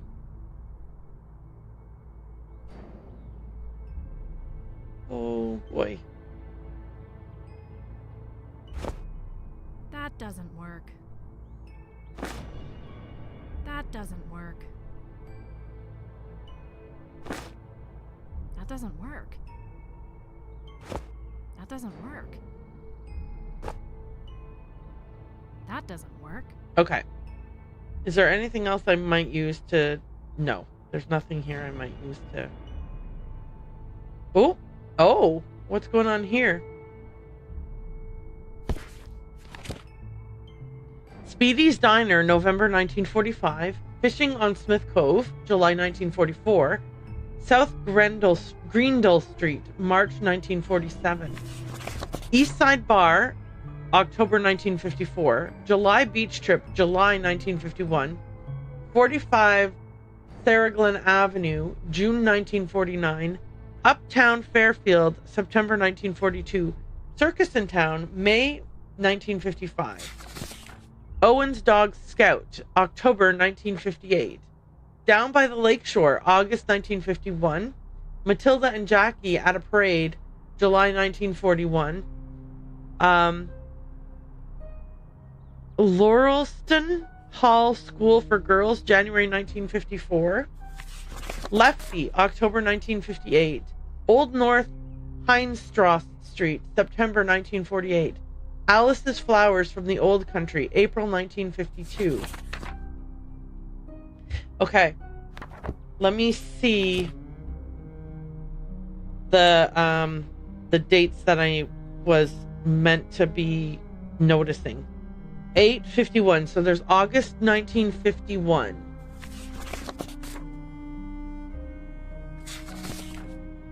Okay, down by the lakeshore. I'm writing this down. Hang on, let me grab my notebook. I hid it from myself. Down by the lakeshore.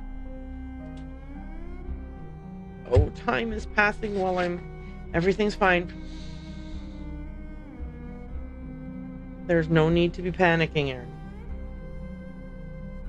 Down by the lakeshore. Okay. Next, 3:47. March 47. South Greendale Street. Let's just make sure there's no other August 51 or March 47.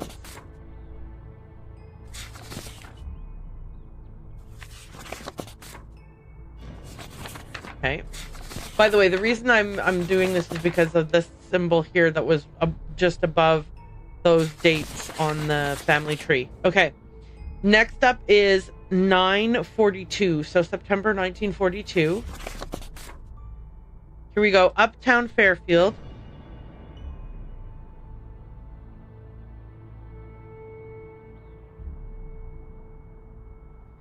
Okay. Then we've got October 1954. East Side Bar.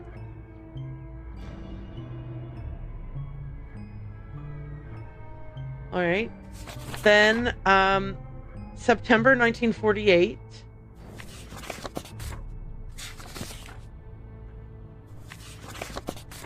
Here we go. Old North.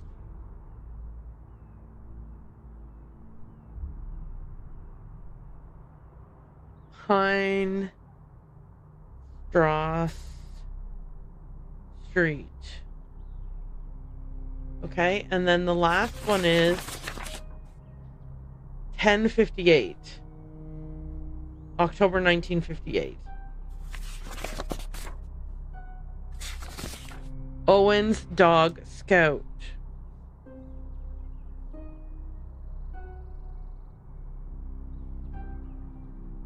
Is that the only one from 58? Ah, Lefty is also from October 1958. Okay. So what we have here is down by the lakeshore, South Greendale Street, Uptown Fairfield, East Side Bar, Old North Heinstrasse Street, Owen's Dog Scout, and Lefty are the... So there might be a message to us in these.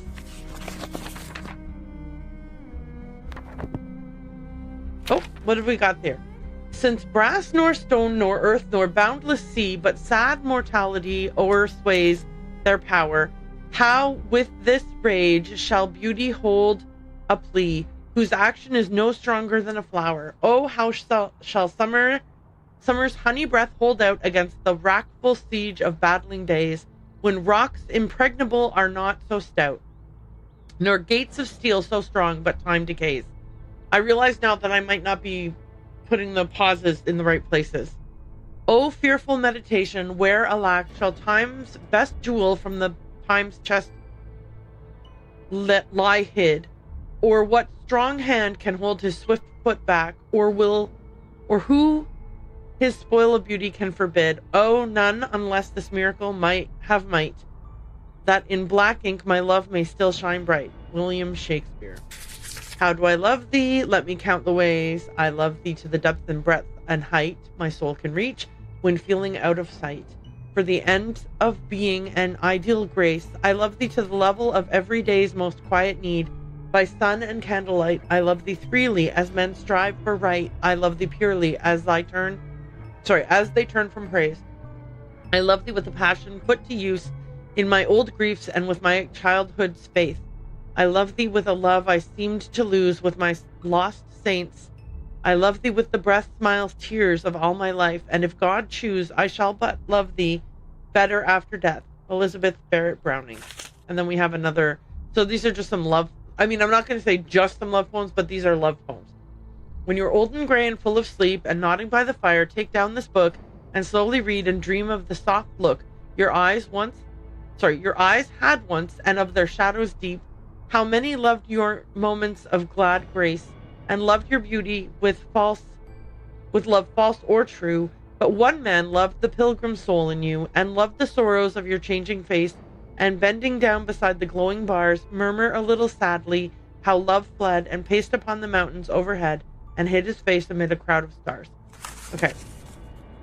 And that was a poem by Yeats. Okay. I don't know if there's anything else here for us.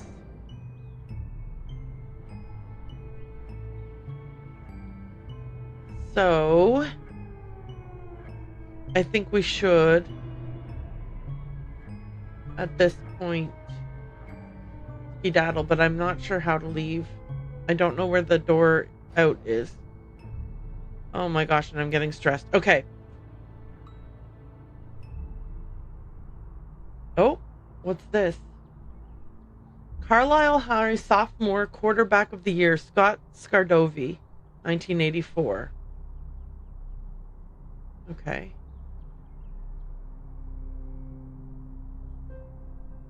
Oh, there we go. Oh, whoop.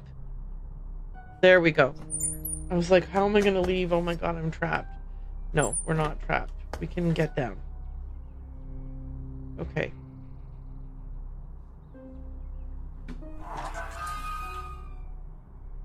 Okay, I did put the thing away. Phew. Okay, let me leave. And we can always come back.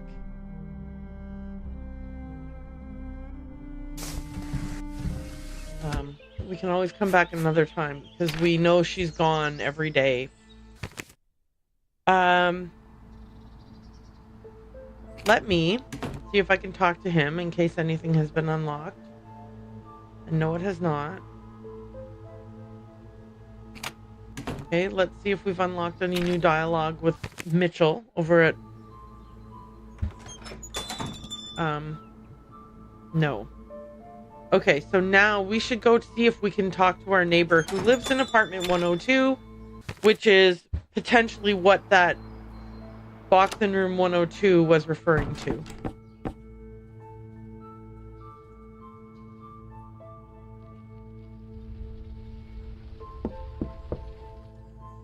Okay. She did mention that these houses are easy to break into. That doesn't work. That doesn't work. Wait, I have a trowel. What should I have been digging for? Okay. Maybe we'll have to figure that out later. Let's see if we have any phone calls available to us now. Sergeant Russell, first of all.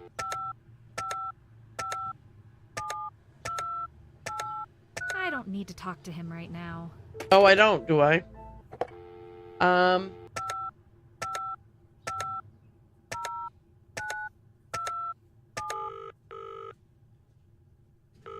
Okay. Bummer. This is Eileen Davies' cell. Please leave a message or call back later. Thanks. Okay. Down south, uptown, east side, old north, Owen's Dog Scout, or Lefty. Let's see if this helps at all. 339 555 0668.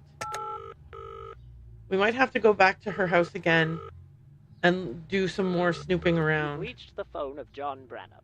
I'm currently occupied by something that has a slight possibility of being important. So please call again later or leave a message, and I will get back to you at the earliest convenience. Okay. So, I don't know what the down by the lakeshore, South Greendale Street, Uptown Fairfield, East Side Bar, Old North Heinstroth Street, Owen's Dog Scout, and or Lefty stuff will help us with.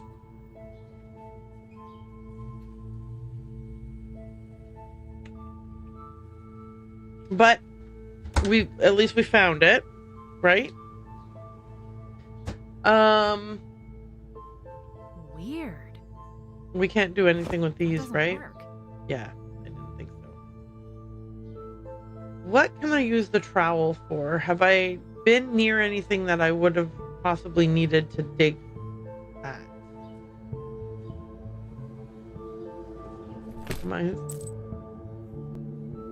Here's another reminder of the shape of the state of Connecticut in case I need it. That doesn't work. Yeah, they're bolted to the wall, she said at some point. What do you think? Let's look at our notes in case there's anything. I mean, we've got a lot of notes now. Okay.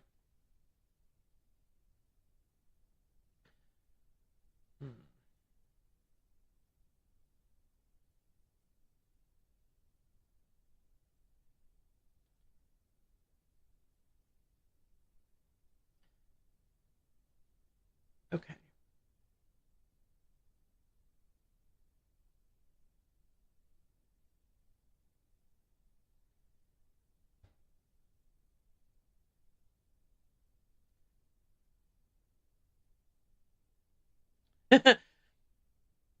Scratch that glimmer of goodness thing. Colin is back to being completely unhinged. He clearly doesn't take rejection well. I can't let on to him that I've seen what's in his safe. But I'll need to watch what I say or I might end up in a ditch somewhere. Colin lied. He has had a run-in with another victim. Gerald. It looks like Colin took offense to the fact that Gerald only wanted to purchase a specific painting while showing very polite disdain for the others. Colin's obituary for Gerald is dated just around a month ago. 2 of the missing people are now confirmed to have crossed the wrong side of Colin's anger. This is a huge lead. Last night I woke up in the middle of the night with a masked person standing over me. It was terrifying. I don't know who they are, what they were there for. I'm just lucky they weren't violent. The scariest part about this is that I'm almost positive I had locked the door. John Branham tracked down the address to the house where Escher stayed briefly in the 60s. Now I just need to hope that whoever lives there now knows more details. Stacy says to check the back of the carnival game for a panel. Stacy doesn't know anything unique about the town and is not interested in the history of this area. Colin had a passion for art ever since he was young. He keeps at it despite the constant negativity from critics. He even admitted to me that it takes a toll on his mental health, which is not abnormal. The woman who lives at 312 Hillcrest Heights Road is named Evelyn Burke. It seems like she's a real gardening aficionado and is the winner of multiple competitions throughout the years. I can certainly use this as conversation fodder. Mitchell used to be a firefighter. I wonder if that's what happened to his arm. The numbers 2971 are written in the back of Mitchell's book, and at the start of chapter 12 there's a 1. Mitchell was writing a very troubled letter to someone who I'd guess is a former lover. Today I live for nothing and have love for no one. This would make me question his thoughts on all of his personal relationships, including his friendship with Gerald. And at the end he writes, I hope I can take your happiness away until the very end. Is this a threat? I don't know. I could be reading too much into it. He did rip it up after all. Maybe he just wanted to get negative thoughts out of his system. Mitchell admitted to losing his job and then moving into Gerald's apartment to avoid having to pay rent. I know he's going through a tough time right now, but it doesn't sit well with me how quick he was to lie throughout our conversation. He also lied to the police and prevented investigation of an important location from the start. He does seem to be at an especially low point in his life right now, and is distressed that he'll never be able to do a job he's passionate about again. Maybe his emotions were clouding his judgment? Maybe, maybe not. I may have had to sit through more plant talk than I prefer, but I think I gained Evelyn's trust. I learned that her family has been in this house for generations, so it's very likely that her parents were the ones who knew Escher. Next time I talk to her, I should be able to touch on these subjects without worrying about her kicking me out. Colin was holding out on us. He just admitted that he had encounters with all 3 missing people. This is the first we've seen a hide or hair of Jane Doe, which is a big deal. Both she and Gerald were interested in Colin's now missing cliff painting. Colin said that the cliff in question was somewhere around Hillcrest Heights. Jane Doe was clearly trying to track down some kind of information. What exactly is unclear, but what's interesting is that she has a newspaper clipping about Escher. Gerald was focused on him as well. I need to learn more. That was a very bizarre little chat with Evelyn. First of all, she denies knowing anything about Escher, which could be true, but I find unlikely. I don't have solid proof either way. Second, I mention work with the police and she turns as white as a polar bear blinking in a snowstorm. I ask about the missing people. She gives me a standard nothing answer, then forcefully ends the conversation. Have I accidentally stumbled upon a new suspect? My goal is to snoop, but I feel so guilty for reading her journal. Suspect or not, poor woman. I hope she finds peace somehow. I'm no onomatologist, but Evelyn's ancestors were absolutely of Dutch origin. It would seem that her grandmother's generation was the first to come to America, because Vandenberg is a more Americanized version of Vandenberg.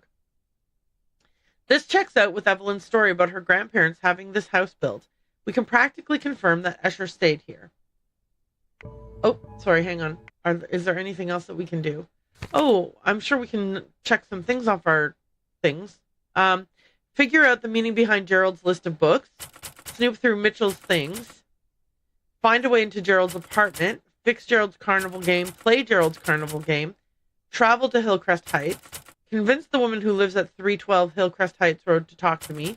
Answer Evelyn's questions. Bring a flower to Evelyn from the garden that I definitely have.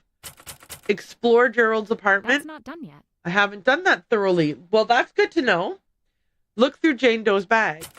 Get to the cliffs in Crest Heights. We haven't done that. Find a way into Evelyn's house while she's not there to look for clues. Explore Evelyn's house and backyard. That's not done yet. I haven't finished that. Find a way to unlatch the attic door. Explore Evelyn's attic. That's not done yet. I haven't fully done that.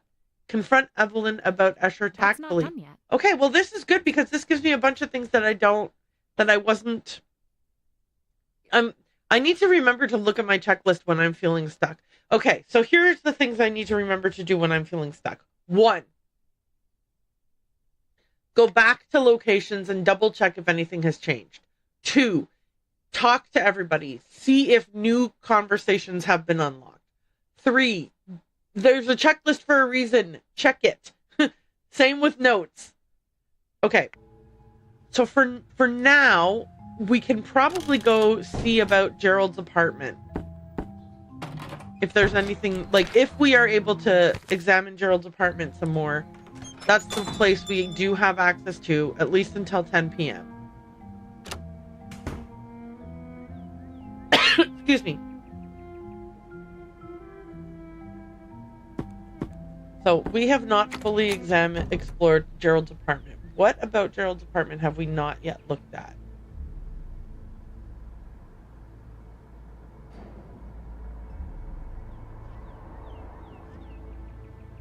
Okay.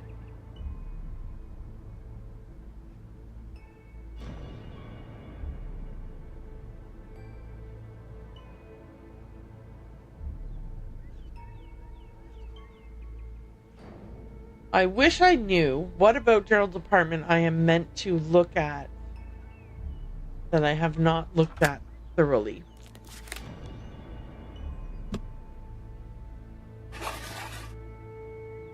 Okay.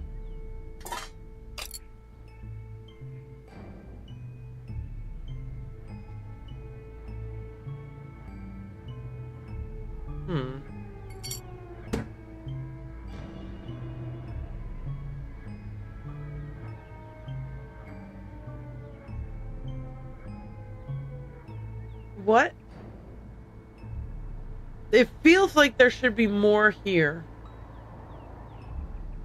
Like, why? There must be something that I have that I am not. Maybe I need to come. Maybe a cursor will change at some point. Right now, I can't do anything more than what I've done. So the game is telling me I have not fully explored his apartment, right? Because if I try to click it off, it says, no, you have not done that yet. That's not done yet. So there must be something that's going to be unlocked for me at a later time.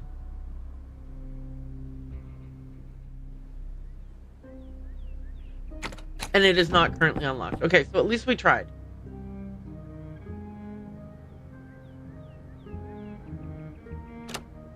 All right. So what else can we do now?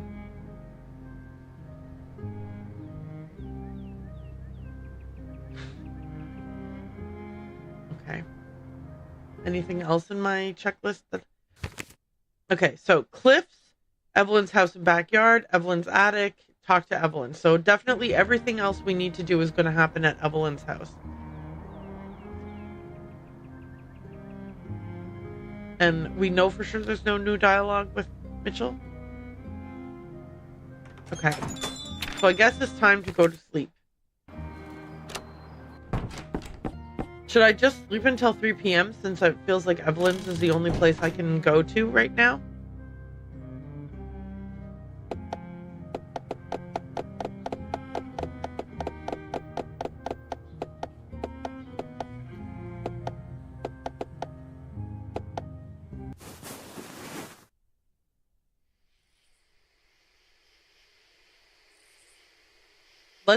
Let's focus on the backyard this time.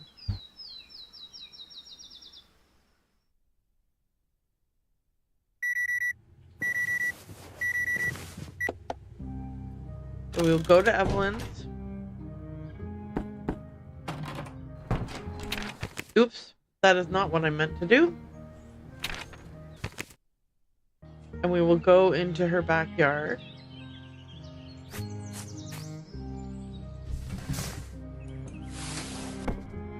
Okay.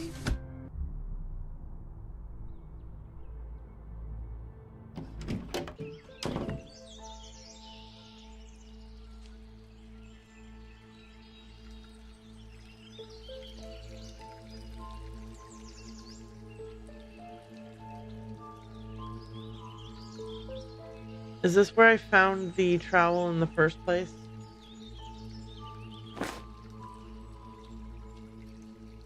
It might very well be.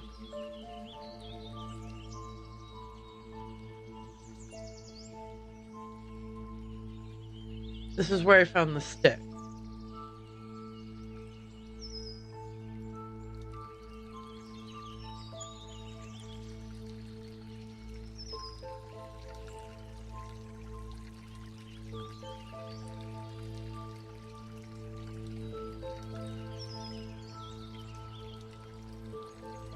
Okay, you can't. Alright, you either go one way or the other.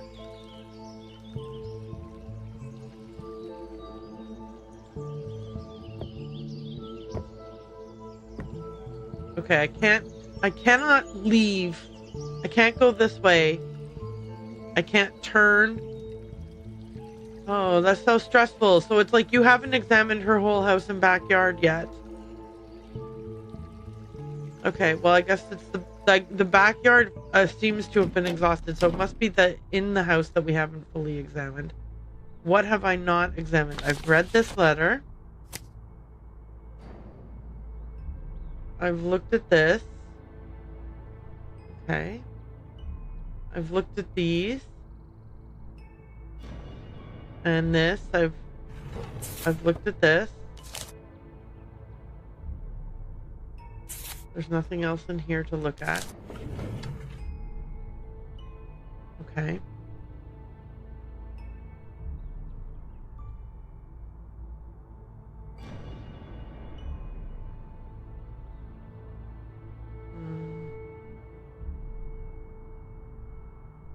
Okay. Oh, here's something.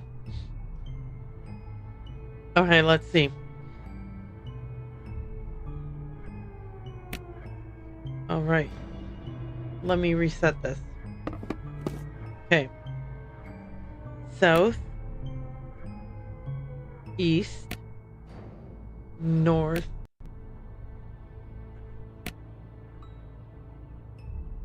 I don't know what.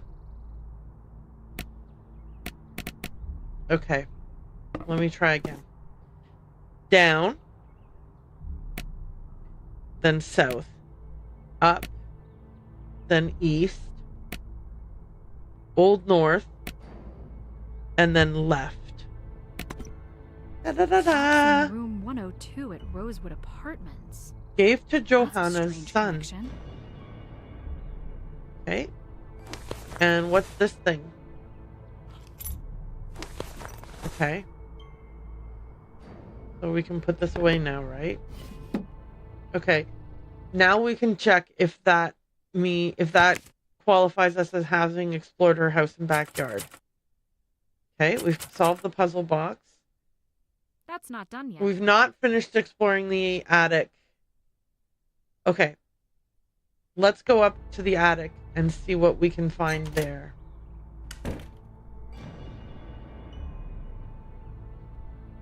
Okay, no.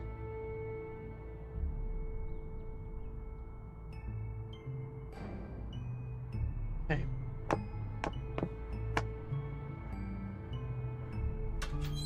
Okay, so it just automatically lets you... Oh, hang on. I can look at the things. Let me look at this thing I have. What is this? Handle of an ornate key. So we're missing half of this. The rest of this key. Is it possibly up here?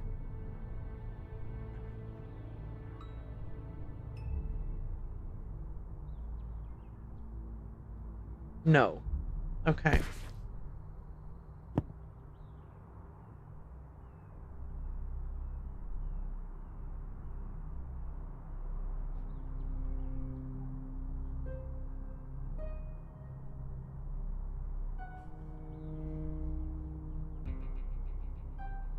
Okay.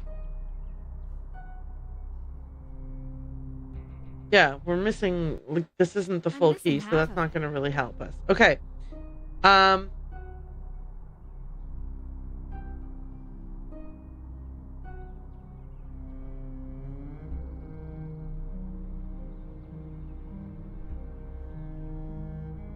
boy. Which... Okay, maybe now. Oh, thank goodness. I was like, how do I get out? How do I get out? I keep having that problem. Okay.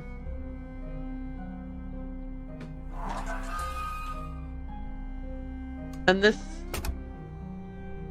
at the end of the hall, that door is like yeah, it's a dead, okay, you can't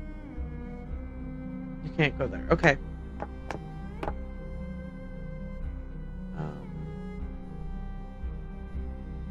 Get out of here while we still can.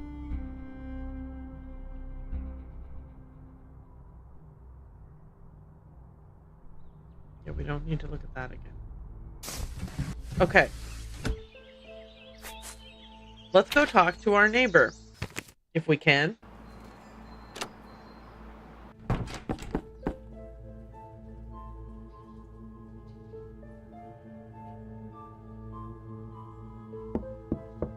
Guess she's not here.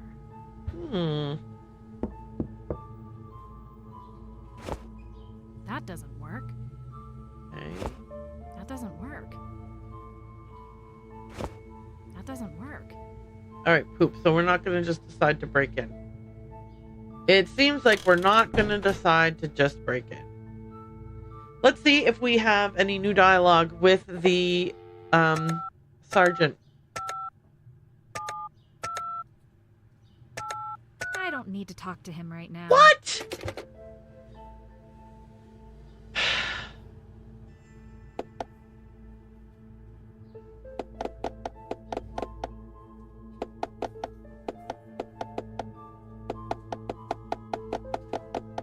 All right, let's see if we can talk to Evelyn tomorrow.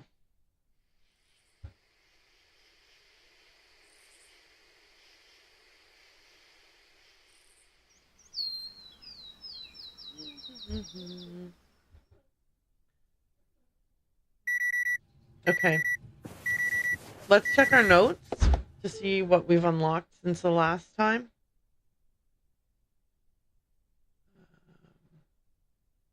I don't see anything new. Weird. Okay.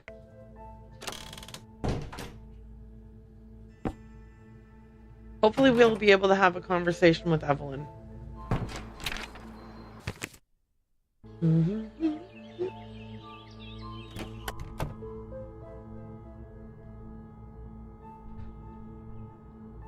Oh, thank goodness. Okay. Evelyn, I'm going to ask you some questions, and I need you to be direct with me. There are 3 missing people whose lives are likely in danger, and any information you can give me might help save them. Do you understand? Yes. This was the real reason you came knocking on my door, isn't it? There's no garden, is there? I'm sorry. I didn't want to resort to a lie, but there would have been no other way that you would sit down to talk to me. Why would you think that? It was after I came to you for plant tips that I learned the significance of your house. Let's Why just would you lie. think A that? white lie. It was after I came to you for plant tips that I learned the significance of your house. Really? I would happily come over and talk flowers if I didn't have so much going on. I think a little white lie is okay in this case. I know your parents housed artist M.C. Escher here in 1962. They were the Dutch-speaking family to take him in during his sudden illness. Yes, that's true. Why did you deny knowing anything about it the last time we talked? What did your parents tell you about those months? Did Escher create any new works while he was here, any lost art? Why did you deny knowing anything about it last time we talked? I had been told to keep it a secret my entire life. It only feels natural to keep it a secret still. My parents never wanted the publicity. The cameras, the interviews, the reporters, all that mess. And I've absolutely inherited their viewpoint. I concur. I also wouldn't want that. Were there any other reasons your parents wanted to keep everything on the down low?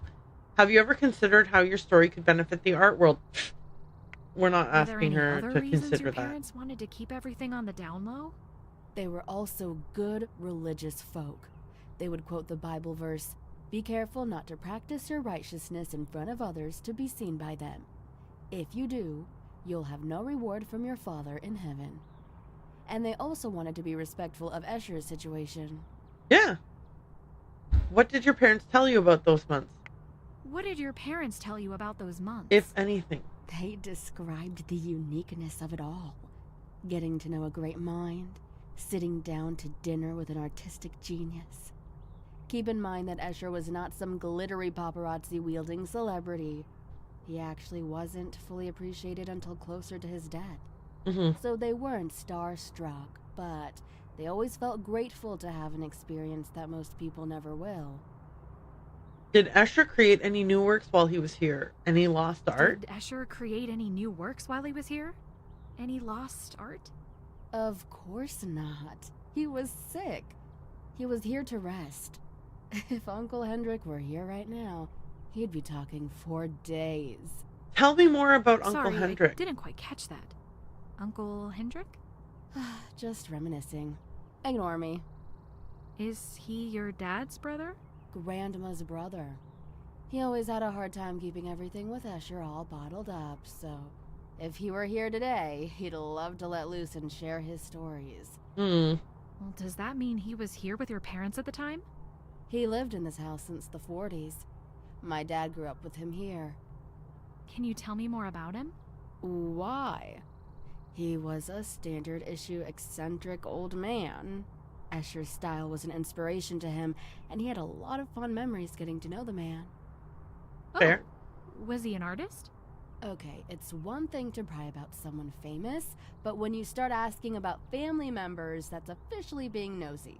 That's fair. What is all this about anyway?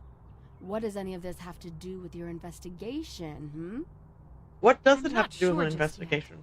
But I know 2 of the people who are now missing seem to have an interest in Escher and his time here. It's like they're trying to track down more information. But why, I don't know. So here I am, continuing their search. Oh, really? Oh, really? Yep. Gotta be thorough, you know? You will not tell anyone what I told you, okay? Not your mom, not your friends, and especially not the police. If I have to take this to my grave, so do you. Fair enough. Well, of course. It's not my place to spread this around. I wouldn't worry too much, though. If people found out Escher stayed here, they'd just think, oh, cool, and continue on with their day. You might get a little foot traffic from bloggers, but I doubt it would even be a news story. Okay. You don't know anything. I do. The secret stays in this house. Okay, ma'am. You got it. All right. Not while Evelyn is here. I'm sorry, that was a misclick. I'm not trying to do anything. Okay. Do I have new notes or anything new in my checklist? I confronted Evelyn directly, and she admitted that this is where Escher stayed. She said she was always told to keep it a secret, which is why she lied to me. It doesn't sound like Escher created any new works here, but Evelyn's family still felt like it was a rewarding experience to get to know him. Her great-uncle Henrik was inspired by his style. An artist? I didn't get a clear answer. As I was about to say goodbye, Evelyn seemed a little threatening when she told me not to spread her secret around. By overinflating what's basically a fun fact, maybe it simply makes her feel important, or maybe there's something I don't know. Okay, let's see. That's not done yet. Okay, so Evelyn's attic has not been fully explored. The box in room 102 has not been looked at. Get to the cliffs in Hillcrest Heights. I have no idea how to accomplish that. Explore Gerald's apartment. I have no idea how to accomplish that. Both of those things, it seems like something's missing. I have to do something to unlock those actions. Let's see if we can talk to... no, we have no new dialogue with him. Let's see if we have any new dialogue with Mitchell. No. Okay.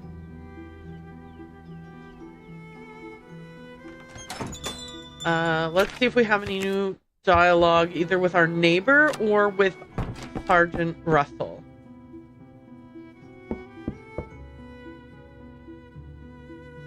Shoot. I'm not sure if I'm supposed to break into our neighbor's apartment. If I am, I don't know how.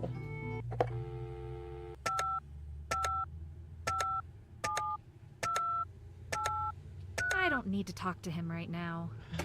Louise. Okay, what about the expert guy? Oops, I dialed too many numbers. Hang on. 339.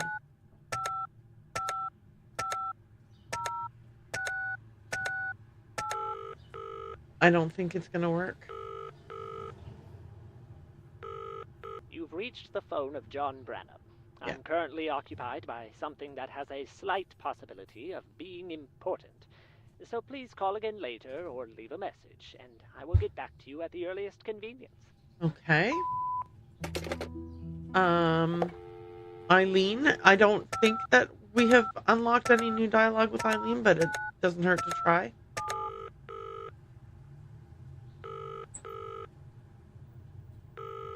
This is Eileen Davies' cell. Please leave a message or call back later. Thanks. Okay.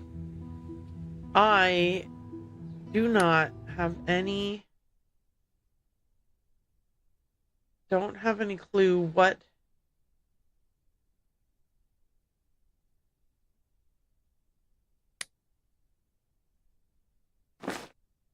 Hang on. No. I don't know what to do next.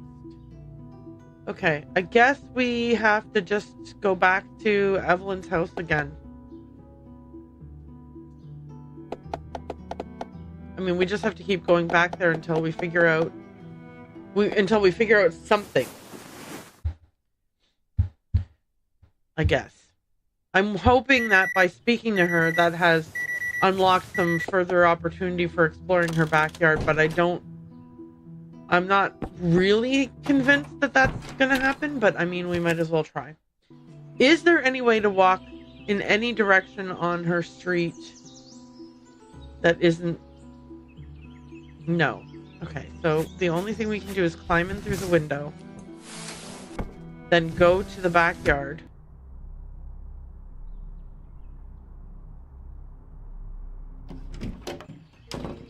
But yeah, we can't...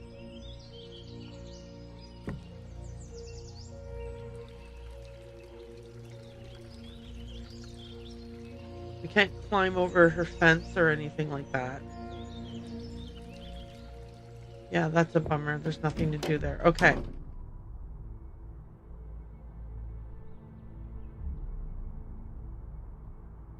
It says we haven't fully explored her attic, but I think it's because we don't have a key to that box.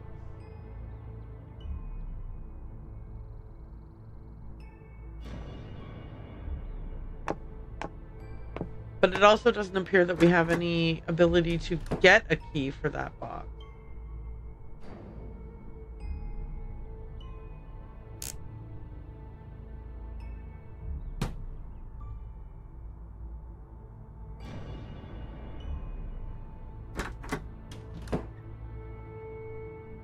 Is there anything else in her bedroom?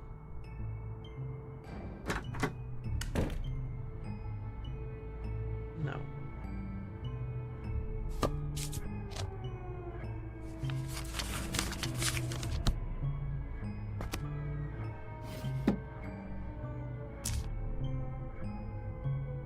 Okay.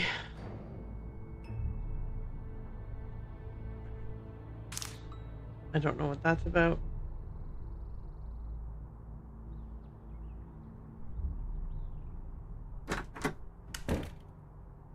Yeah, I don't think there's anything that we can do yet.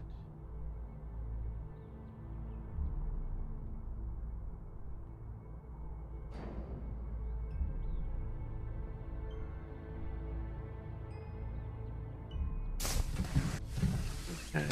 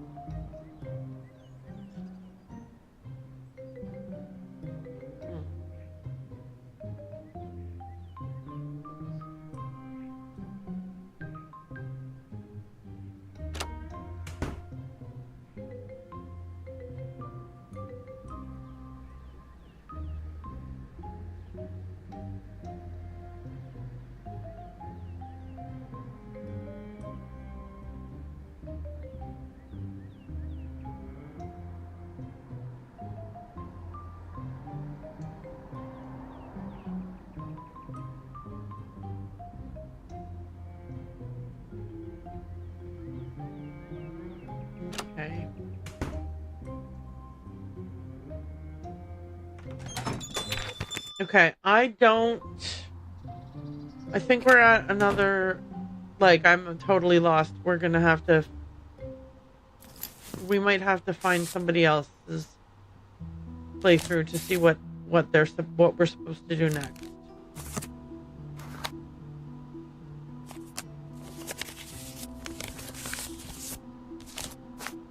Yeah, I don't know what to do next.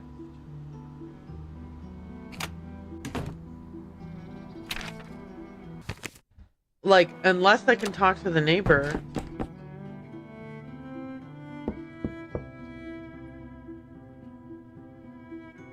I don't think I have any tools to break into the neighbor's apartment.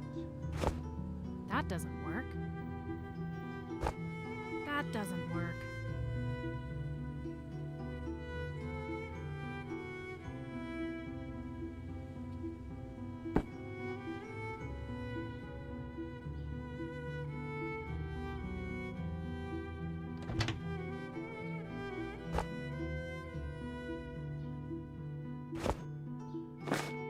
Can you...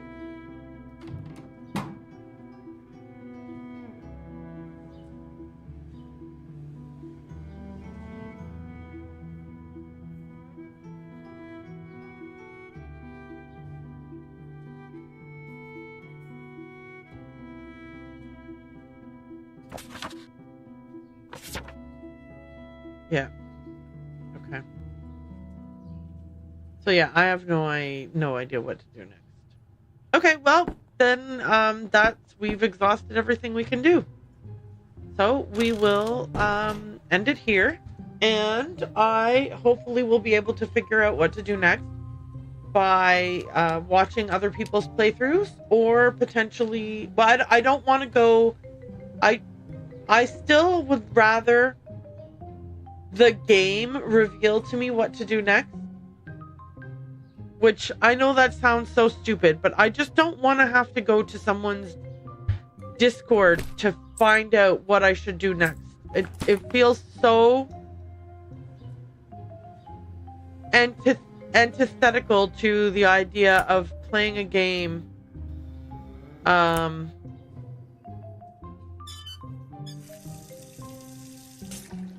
It feels like I don't want to have to go to your Discord for you to tell me a hint on what to do next in your game. I think that the game should be able to guide me, but again, I also fully admit that the problem could lie with me in that I am just simply not creative enough to come up with what I should do next. So, yeah, I will reach out to other people's creativity by watching them play. So, if you are watching this over on YouTube, thank you so much for doing so. I hope you're having a wonderful day, or morning, evening, afternoon, whatever time it is you're watching. Thank you. I really appreciate it. I will say goodbye to you now. Goodbye, YouTube.